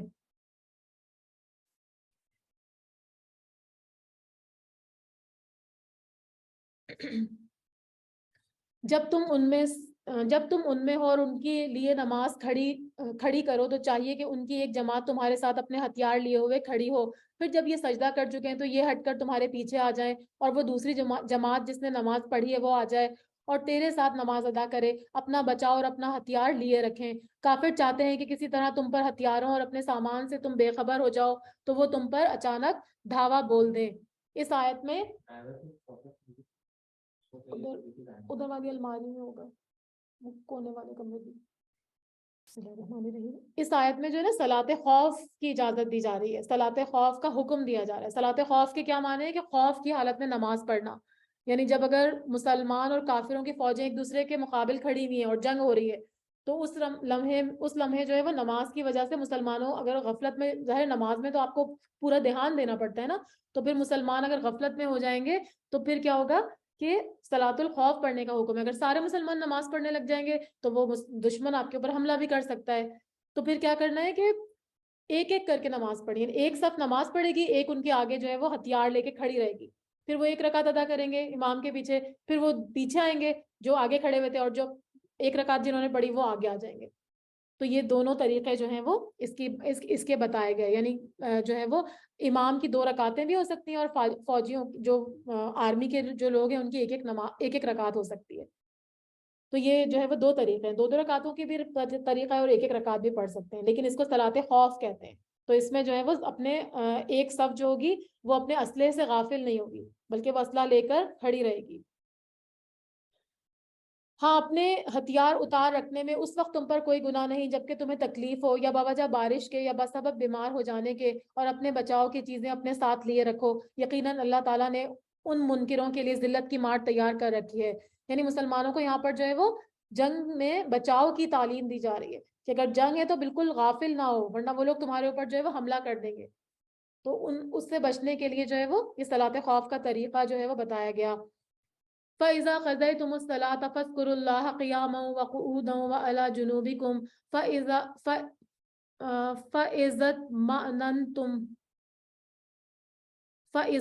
اطْمَأْنَنْتُمْ فَأَقِيمُوا الصَّلَاةَ. پھر جب تم نماز ادا کر چکو تو اٹھتے بیٹھتے اور لیٹے اللہ تعالیٰ کا ذکر کرتے رہو, اور جب اطمینان پاؤ تو نماز قائم کرو. یعنی نماز خوف میں تخفیف تو کر دی گئی, لیکن اس کی تلافی کے لیے کیا کہا جا رہا ہے کہ کھڑے بیٹھے لیٹے اللہ کا ذکر کرتے رہو. ذکر تو ہر حالت میں کر سکتے ہیں نا, اگر اسلحہ اٹھایا ہوا بھی ہے تب بھی جو ہے وہ اللہ کا ذکر کر سکتے ہیں. اور جب اطمینان میں آ جاؤ تو پھر پوری نماز پڑھو, یعنی خوف اور جنگ کی حالت ختم ہو جائے تو پھر دوبارہ سے ویسے ہی نماز پڑھو جیسا کہ پڑھنے کا حکم دیا گیا. یقیناً نماز مومنوں پر مقررہ وقتوں پر فرض ہے. تو نماز کو مقرر وقت پر پڑھنے کی تاکید ہوئی ہے, یعنی شرعی عذر کے بغیر 2 نمازوں کو جمع کرنا بھی صحیح نہیں ہے, کیونکہ آپ صلی اللہ علیہ وسلم نے 2 نمازیں بھی اکٹھی پڑھی نا سفر وغیرہ میں, جیسے ظہر کے ٹائم پہ عصر بھی پڑھ لی اگر قضا ہونے کا ڈر تھا, اور اسی طرح سے عصر کے ٹائم پہ عصر اور ظہر ملا کے پڑھ لی, اسی طرح مغرب اور عشاء کو بھی ملا کے پڑھا, لیکن بغیر عذر کے. شرعی عذر جو آپ دیکھیں گے کہ آپ صلی اللہ علیہ وسلم نے کن کن مواقع پہ پڑھی, تب تو پھر پڑھنا جائز ہے, ورنہ پھر وقت مقررہ ہی پر نماز پڑھی جائے گی. ان لوگوں کا پیچھا کرنے سے ہارے دل ہو کر بیٹھ نہ رہو, اگر تمہیں بے آرامی ہوتی ہے تو انہیں بھی تمہاری طرح بے آرامی ہوتی ہے, اور تم اللہ تعالیٰ سے وہ امیدیں رکھتے ہو جو امیدیں انہیں نہیں ہیں, اور اللہ تعالیٰ دانا اور حکمت والا ہے. یعنی اپنے دشمن کے تعاقب میں کمزوری مت دکھاؤ, ان کے خلاف بھرپور جہاد کرنے کا یہاں پہ حکم دیا جا رہا ہے کہ اگر تمہیں بے آرامی ہو رہی ہے تو ان کو بھی تو ہو رہی ہے, اور ان کو جو بے آرامی ہو رہی ہے اس کا تو ان کو کوئی اجر نہیں مل رہا, لیکن تمہیں جتنی بھی جہاد میں بے آرامی ہو رہی ہے, تکلیف ہو رہی ہے, تو وہ تو تمہیں اس کا سب کا اجر ملے گا اور کئی گنا ملے گا. اور اللہ تعالیٰ دانا اور حکیم ہے۔ یقیناً ہم نے تمہاری طرف حق کے ساتھ اپنی کتاب نازل فرمائی تاکہ تم لوگوں میں اس چیز کا مطابق فیصلہ کرو جس سے اللہ نے تم کو شراسہ کیا ہے، اور خیانت کرنے والوں کے حمایتی نہ بنو۔ تو یہاں پہ آپ صلی اللہ علیہ وسلم کو جو ہے وہ حکم دیا جا رہا ہے کہ بالکل صحیح اور صحیح فیصلہ کرو، لیکن یہ بات یہاں پر معلوم ہو رہی ہے کہ جو بھی وہ ہوتا ہے نا حاکم، تو وہ اس کے پاس علم الغیب تو نہیں ہوتا نا، تو وہ ایک انسان کے قسمیں کھانے سے یا دعویٰ کرنے سے وہ غلط فہمی میں پڑ سکتا ہے، لیکن اللہ تعالیٰ جو ہے نا وہ اگر حاکم ایمان پر ہو، اللہ تعالیٰ سے ڈرنے والا ہو، تو پھر ان کی حفاظت فرماتے ہیں، تو اللہ تعالیٰ جو ہے وہ ان کو صحیح فیصلہ کرنے کی قوت عطا فرماتے ہیں۔ تو یہاں پر یہی فرمایا جا رہا ہے کہ اگر حق کے ساتھ اپنی کتاب ہم نے نازل فرمائی ہے تاکہ تم لوگوں میں اس چیز کے مطابق فیصلہ کرو جس سے اللہ نے تم کو شناسہ کیا ہے، اور خیانت کرنے والوں کے حمایتی نہ بنو، یعنی جو لوگ خیانت کر رہے ہیں یا کوئی اور غلطی سے جو ہے وہ مجرم کو جو ہے وہ مطلب پاک سمجھ رہے ہیں، یا مجرم کو جو ہے وہ معصوم سمجھ رہے ہیں، بے گناہ سمجھ رہے ہیں، یا اس طرح کی باتیں کر رہے ہیں، اس طرح کے دلائل دے رہے ہیں، تو اللہ تعالیٰ فرما رہے ہیں کہ ایسے لوگ خیانت کرنے والے ہیں، تو ان کے تم حمایتی نہ بنو، ان کی چرب زبانی میں نہ آؤ، اور اللہ تعالیٰ سے بخشش مانگو، یعنی اگر کوئی غلطی بھی ہو جائے تو پھر اللہ تعالیٰ سے مغفرت طلب کرنے کا حکم ہے، بے شک اللہ تعالیٰ بخشش کرنے والے اور مہربانی کرنے والا ہے۔ اور ان کی طرف سے جھگڑا نہ کرو، خود اپنی ہی خیانت کرتے ہیں، اور ان کی طرف سے جھگڑا نہ کرو جو خود اپنی ہی خیانت کرتے ہیں، یقیناً دغا باز گناہگار اللہ تعالیٰ کو اچھا نہیں لگتا، یعنی اللہ تعالیٰ جو ہے وہ لا یحب من کانا خوانا اسیما، جو خوان ہے، دغا باز ہے، اور اسیما کا مطلب ہے گناہگار ہیں، تو ان کو اللہ تعالیٰ پسند نہیں کرتے۔ وہ لوگوں سے تو چھپ جاتے ہیں لیکن اللہ تعالیٰ سے نہیں چھپ سکتے، وہ راتوں کے وقت جبکہ اللہ تعالیٰ ناپسندیدہ باتوں کے خفیہ مشورے کرتے ہیں، یعنی وہ جب راتوں کو اللہ تعالیٰ کی ناپسندیدہ باتوں کے خفیہ مشورے کرتے ہیں آپس میں، تو اس وقت بھی اللہ ان کے پاس ہوتا ہے، وہ یہ سمجھتے ہیں کہ ہمیں کوئی نہیں دیکھ رہا، لیکن اللہ تعالیٰ تو ان کو دیکھ رہے ہوتے ہیں، ان کے تمام اعمال کو وہ گھیرے میں لیے ہوئے ہیں۔ ہاں تو یہ ہو تم لوگ کہ دنیا میں تم نے ان کی حمایت کی، لیکن اللہ تعالیٰ کے سامنے قیامت کے دن ان کی حمایت کون کرے گا، اور وہ کون ہے جو ان کا وکیل بن کر کھڑا ہو سکے گا، یعنی جب اس گناہ کی وجہ سے جو انہوں نے کیا، یا اللہ کے خلاف جو ہے وہ راتوں کو مشورے کیے، باتیں کی، اسلام کو نیچا دکھانے کے لیے، مسلمانوں کو، پیغمبر کو نیچا دکھانے کے لیے، تو ان کا تو مواخذہ ہوگا، کیونکہ اللہ تعالیٰ تو ہر چیز سن رہے ہیں اس گناہ کی وجہ سے، تو پھر ان کو کہا جا رہا ہے کہ اللہ کی گرفت سے کون بچا سکے گا۔ دنیا میں تو ایک دوسرے کے یہ حمایتی بن جاتے ہیں، لیکن آخرت میں کوئی کسی کا حمایتی نہیں ہوگا۔ جو شخص کوئی برائی کرے اور اپنی جان پر ظلم کرے، پھر اللہ تعالیٰ سے توبہ کرے، استغفار کرے، تو وہ اللہ کو بخشنے والا اور مہربانی کرنے والا پائے گا، یعنی اگر مرنے سے پہلے وہ توبہ کر لیتے ہیں، اپنی غلطی پہ شرمندہ نادم ہو کے استغفار کر لیتے ہیں، تو پھر اللہ تعالیٰ کو بھی وہ غفور الرحیم پائیں گے۔ اور جو گناہ کرتا ہے اس کا بوجھ اسی پر ہے، سورہ بنی اسرائیل میں آتا ہے کوئی بوجھ اٹھانے والا کسی دوسرے کا بوجھ نہیں اٹھائے گا، قیامت کے دن کوئی کسی کا ذمہ دار نہیں ہوگا، ہر نفس کو وہی ملے گا جو وہ کما کے اپنے ساتھ لے گیا ہو، جو اس کے عمل ہوں گے۔ وکان اللہ علیما حکیمہ، اور اللہ بخوبی جاننے والا اور پوری حکمت والا ہے۔ اور جو شخص کوئی گناہ یا خطا کر کے کسی بے گناہ کے ذمے تھوپ دے، اس نے بڑا بہتان اٹھایا اور کھلا گناہ کیا۔ تو اگر یہ والی بات بھی یہاں بتائی گئی کہ کسی اور خود غلطی کی اور وہ گناہ کسی اور بے گناہ کے ذمے تھوپ دیا، تو اللہ تعالیٰ فرما رہے ہیں کہ اس نے بہت بڑا گناہ کیا، کیونکہ وہ اگر دنیا میں آزاد بھی پھرتا رہے گا نا، اس کو چھوڑ بھی دیا جائے گا، لیکن آخرت میں اس کو اللہ سے کوئی نہیں چھڑا سکے گا۔ وَلَوْلَا فَضْلُ اللَّهِ عَلَيْكَ وَرَحْمَتُهُ لَهَمَّتْ طَائِفَةٌ مِّنْهُمْ أَن يُضِلُّوكَ، اگر اللہ تعالیٰ کا فضل و رحم تم پر نہ ہوتا تو ان کی ایک جماعت نے تو تمہیں بہکانے کا قصد کر ہی لیا تھا۔ تو یہ اللہ تعالیٰ کی خاص حفاظت اور نگرانی کا ذکر ہے جس کا اہتمام انبیاء علیہ السلام کے لیے فرمایا، تو نبی اکرم صلی اللہ علیہ وسلم کو بھی جو ہے وہ اللہ تعالیٰ نے اچھا میں آپ کو یہ اس کے میں بتانا نہیں چاہ رہی تھی، لیکن میں آپ کو پھر سے بتا دیتی ہوں، یہ ساری آیتیں جو نا ایک واقعے کی روشنی میں، تو میں ٹائم کم تھا لیکن میں آپ کو پھر بھی وہ واقعہ سنا دیتی ہوں۔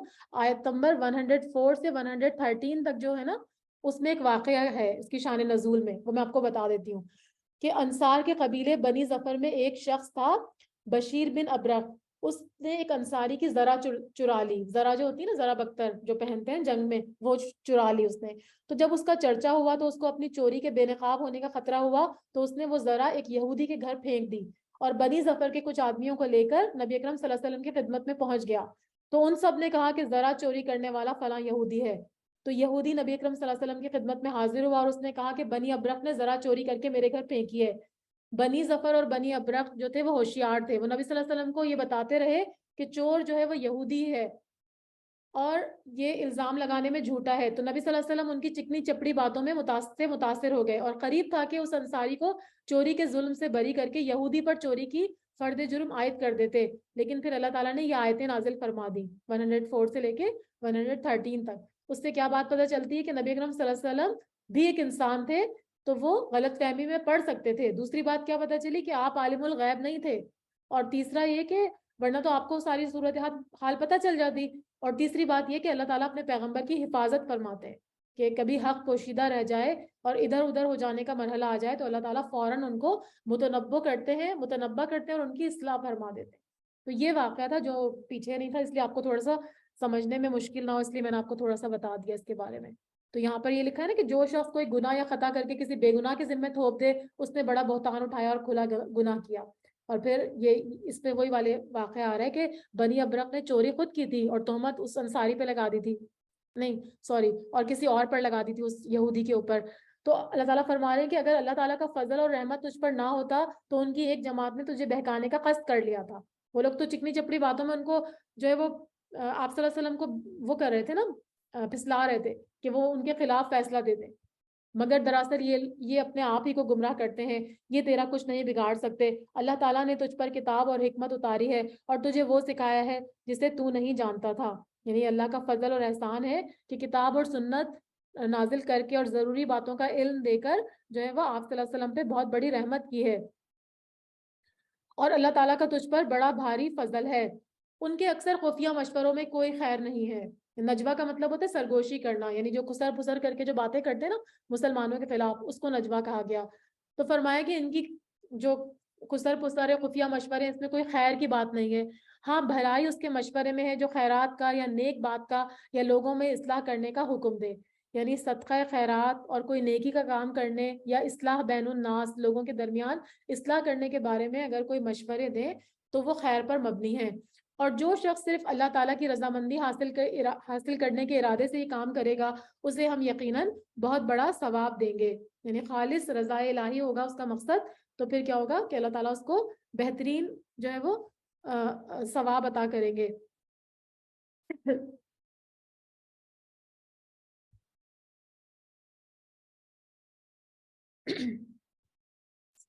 جو شخص باوجود راہ ہدایت کے واضح ہو جانے کے بعد بھی نبی اکرم صلی اللہ علیہ وسلم کا خلاف کرے اور تمام مومنوں کی راہ چھوڑ کر چلے, ہم اسے ادھر ہی متوجہ کر دیں گے جدھر وہ خود متوجہ ہوگا اور دوزخ میں ڈال دیں گے. یہ پہنچنے کی بہت بری جگہ ہے. یعنی ہدایت واضح ہونے کے بعد بھی آپ صلی اللہ علیہ وسلم کی مخالفت کرے اور مومنین کا راستہ چھوڑ کر کسی اور راستے کی پیروی کرے, تو پھر وہ کیا ہوگا کہ اس پر جہنم کی وعید ہے اور وہ دین اسلام سے خارج ہو جائے گا. اسے اللہ تعالیٰ قطعاً نہیں بخشے گا, اس کے ساتھ شریک مقرر کیا جائے گا.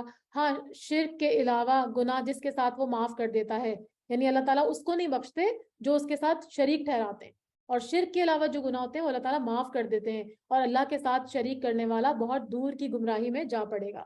یعنی اگر کوئی اس طرح کا گناہ کبیرہ ہے جس کا کفارہ دینا ہے تو وہ تو اس کو دینا پڑے گا, لیکن اس کے علاوہ چھوٹے موٹے گناہوں کو اللہ تعالیٰ بخش دیتے ہیں, توبہ سے بھی معاف کر دیتے ہیں, لیکن شرک کو نہیں بخشیں گے.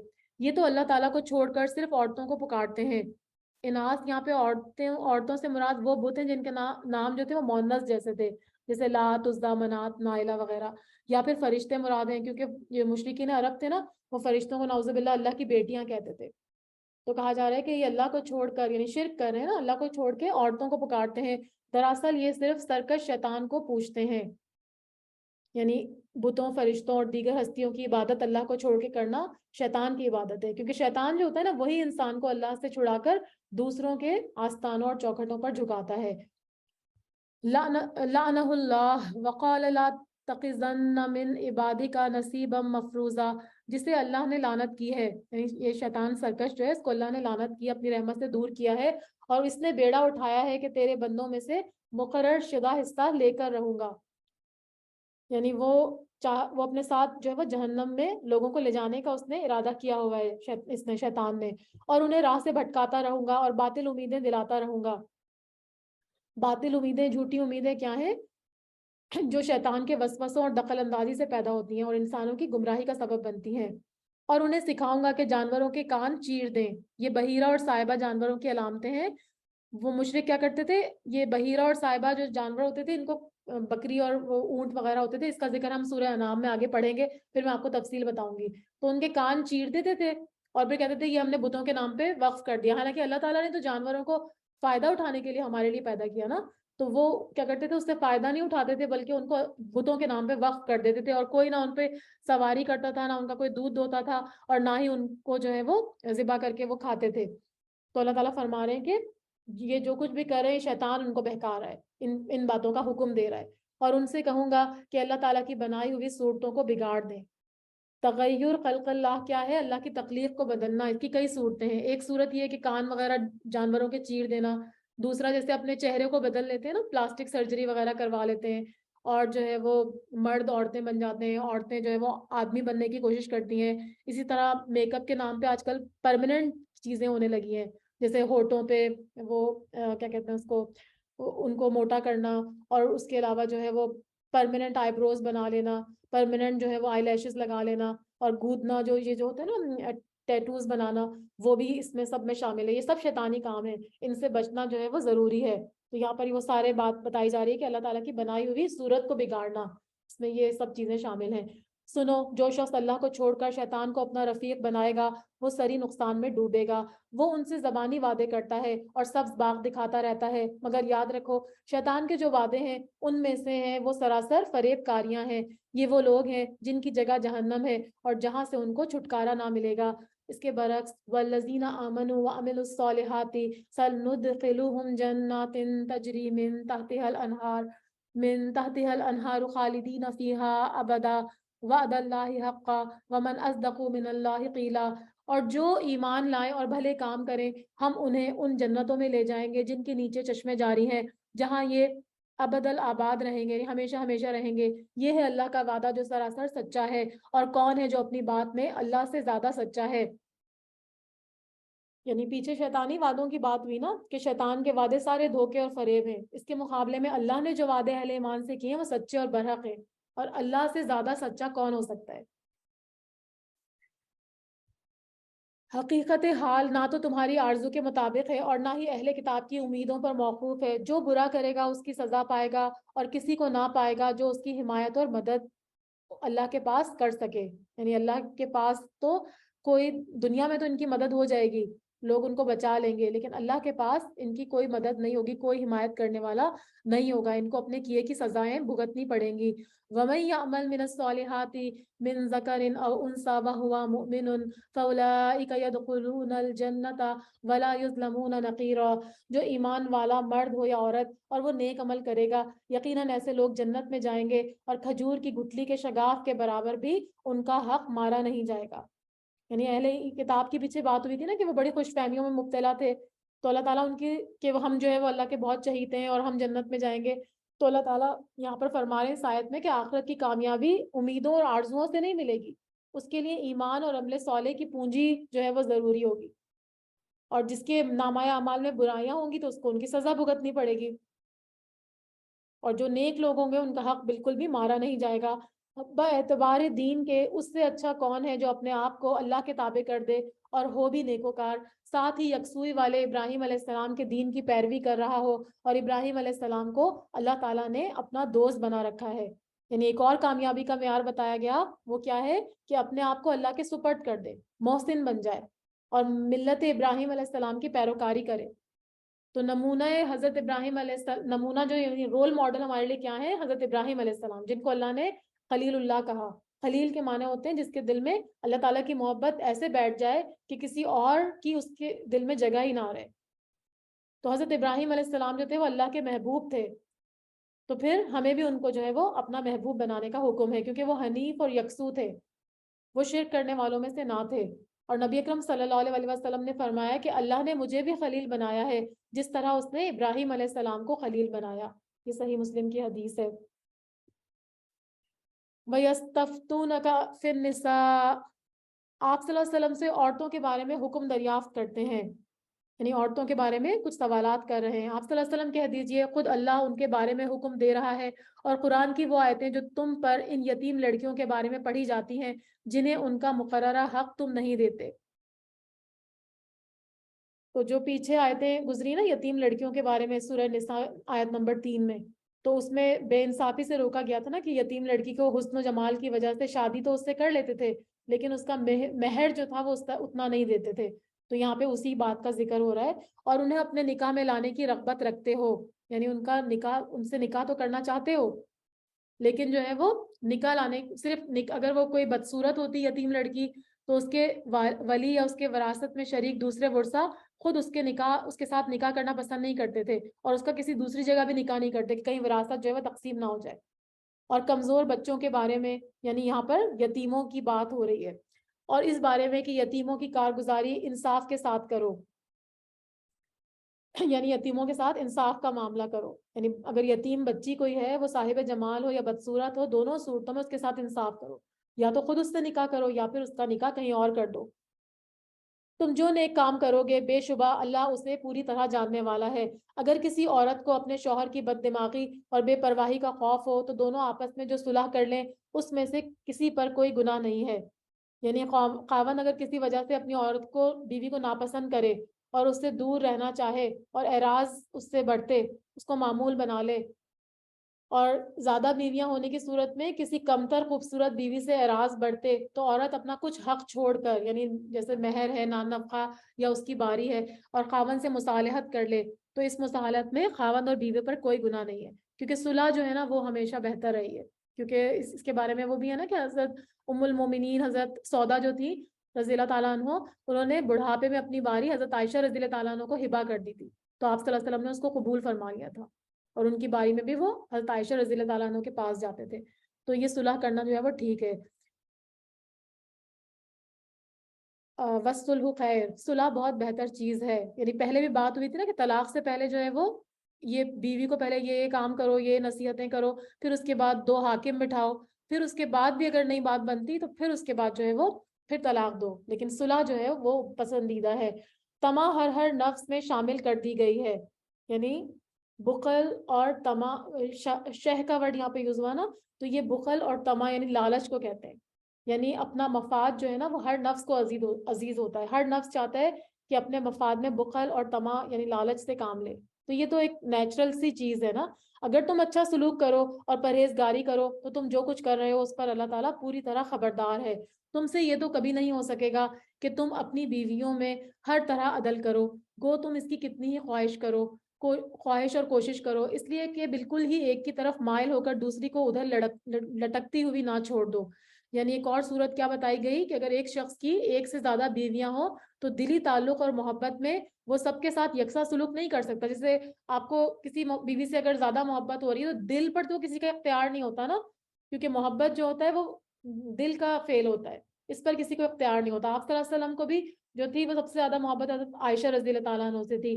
تو خواہش کے باوجود انصاف نہ کرنے کا مطلب کیا ہے کہ اگر آپ کے دل میں کوئی محبت ہے تو وہ تو ٹھیک ہے، لیکن بظاہر جو ہے وہ ان کے درمیان انصاف کرنے کا حکم ہے کہ ان پر ظلم نہیں کرنا، کہ جو بھی اس کا حق ہے اس سے اس کو محروم کرنا، یا اس کو جو ہے وہ نان نفقے میں کمی کرنا اس کے، وہ کرنے کو منع کیا گیا ہے. اگر تم اصلاح کرو اور تقوی اختیار کرو تو بے شک اللہ تعالیٰ بڑی مغفرت والا اور رحمت والا ہے. ایک اور اس کے بارے میں بہت سخت حدیث بھی ہے کہ آپ صلی اللہ علیہ وسلم نے فرمایا کہ جس شخص کی 2 بیویاں ہوں اور وہ ایک کی طرف مائل ہو جائے اور دوسری کو نظر انداز کر دے تو قیامت کے دن وہ اس طرح آئے گا کہ اس کے ایک جسم کا ایک حصہ نصف یعنی ساقط ہوگا، یعنی آدھے دھڑ کے ساتھ وہ آئے گا. اور اگر میاں بیوی جدا ہو جائیں تو اللہ تعالیٰ اپنی وسعت سے ہر ایک کو بے نیاز کر دے گا.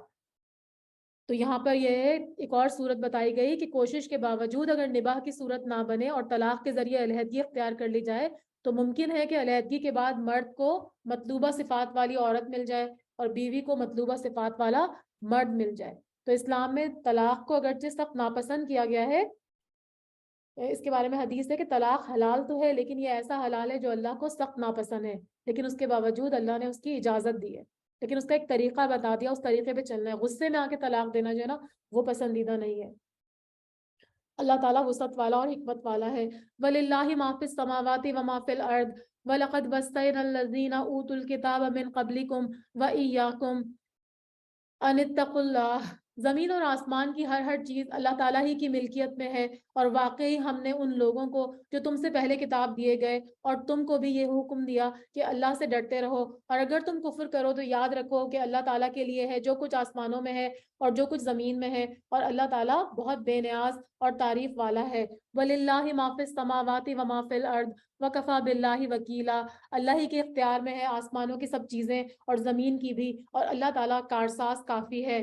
اگر اسے منظور ہو تو اے لوگو وہ تم سب کو لے جائے اور دوسروں کو لے آئے، اور اللہ تعالیٰ اس پر پوری قدرت رکھنے والا ہے۔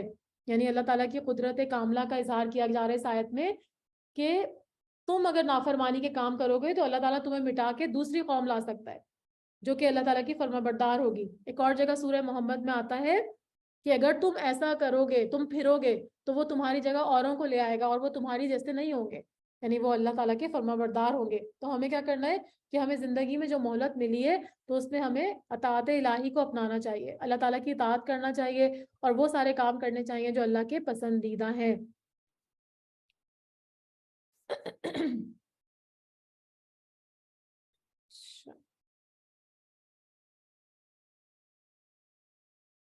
من کان یرید ثواب الدنیا فعند اللہ ثواب الدنیا والآخرہ وکان اللہ سمیعا بصیرا۔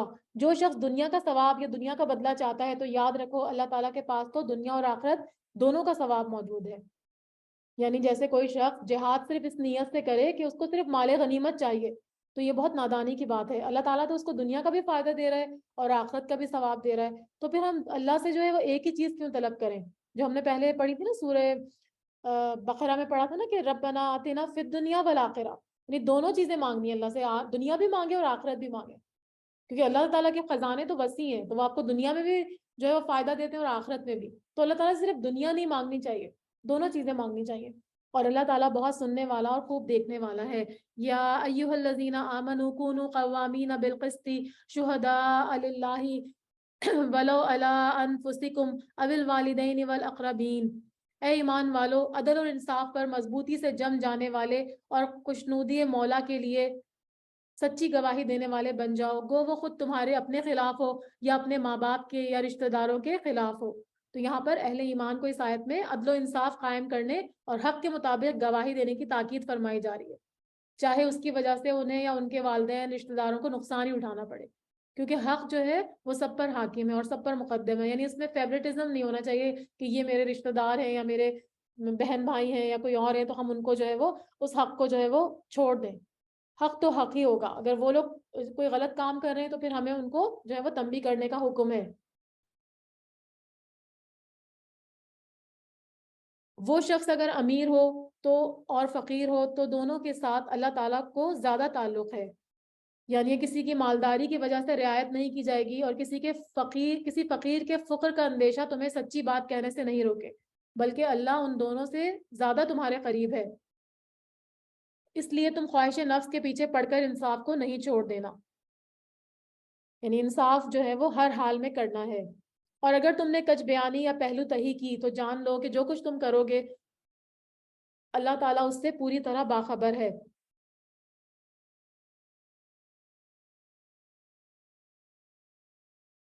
یہاں پر نبی اکرم صلی اللہ علیہ وسلم نے فرمایا کہ قاضی 3 طرح کے ہوتے ہیں، ایک جنت میں اور 2 آگ میں۔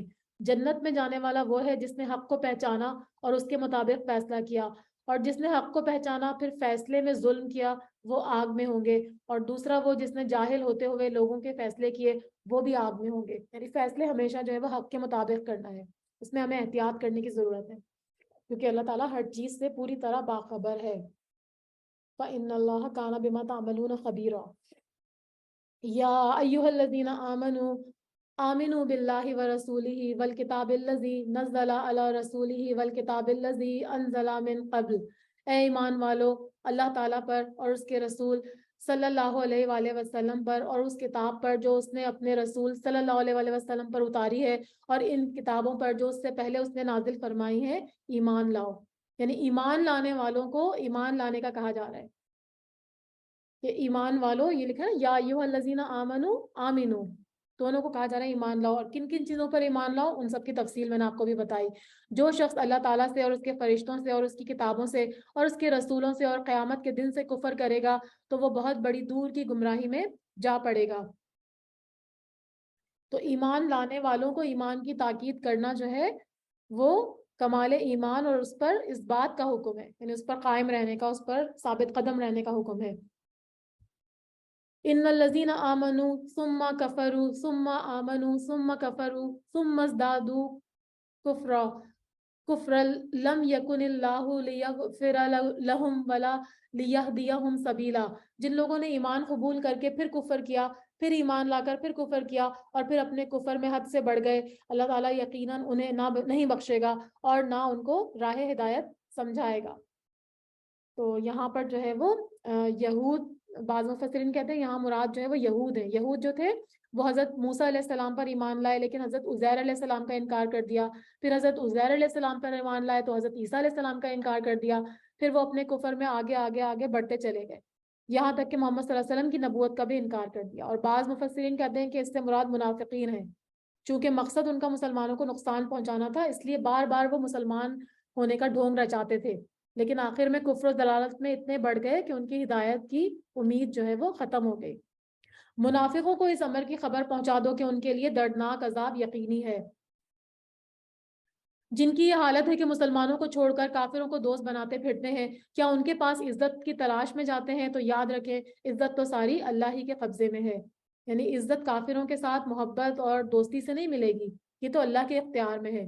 تو اللہ اپنے ماننے والوں ہی کو عزت عطا فرماتا ہے. تو پھر اللہ ہی کی طرف جاؤ اور اللہ کی اطاعت کرو. اور اللہ تعالیٰ تمہارے پاس اپنی کتاب میں یہ حکم اتار چکا ہے کہ تم جب کسی مجلس والوں کو اللہ تعالیٰ کی آیتوں کے ساتھ کفر کرتے اور مذاق اڑاتے ہوئے سنو تو اس مجلس میں ان کے ساتھ نہ بیٹھو اور جب تک وہ اس کے علاوہ اور باتیں نہ کرنے لگے، ورنہ تم بھی اس وقت ان جیسے ہی ہو جاؤ گے. تو یہاں پر پھر دوبارہ سے ایسی مجلسوں میں جہاں آیات الہی کا مذاق اڑایا جا رہا ہے وہاں بیٹھنے سے منع کیا جا رہا ہے. ایک اور حدیث میں آتا ہے کہ جو شخص اللہ اور یوم آخرت پر ایمان رکھتا ہو وہ اس دعوت میں شریک نہ ہو جس میں شراب کا دور چلے. یعنی آپ کو معلوم ہے کہ اس طرح کی مجلسیں ہیں جہاں پہ اللہ تعالیٰ کی نافرمانی کے کام ہو رہے ہیں تو پھر ان سے بچنے کا حکم ہے. ان سے جو ہے وہ اجتناب کرنا چاہیے. جیسے آج کل جس طرح کے وہ میوزیکل ایوننگز ہوتی ہیں اور مہندی وغیرہ کے جو فنکشنز ہوتے ہیں اس میں بھی اللہ کی نافرمانی کے کام ہوتے ہیں، ڈانس ہو رہے ہیں، گانے ہو رہے ہیں، تو پھر جان بوجھ کے اس جگہ جانا جو ہے وہ سخت گناہ ہے. اس سے جو ہے وہ بچنے کو کہا جا رہا ہے. یعنی یہ بات نہیں کہ قرآن کھول کے بیٹھے اور اس کا مذاق اڑا رہے ہو، یعنی قرآن کے احکامات کا بھی اگر مذاق اڑایا جا رہا ہو جیسے اللہ تعالیٰ نے بے حیائی کو اور یہ میوزک وغیرہ یہ سب چیزیں حرام قرار دی تو وہاں پہ اس طرح کی چیزیں ہو رہی ہوں، ڈانس ہو رہا ہو، مکس گیدرنگ ہو رہی ہے.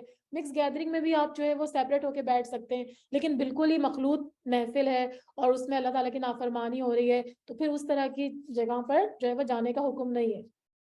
کیونکہ اگر وہاں پہ بیٹھیں گے تو ہم بھی پھر ان جیسے ہی ہو جائیں گے، کیونکہ موت کا تو کسی کو نہیں پتا نا.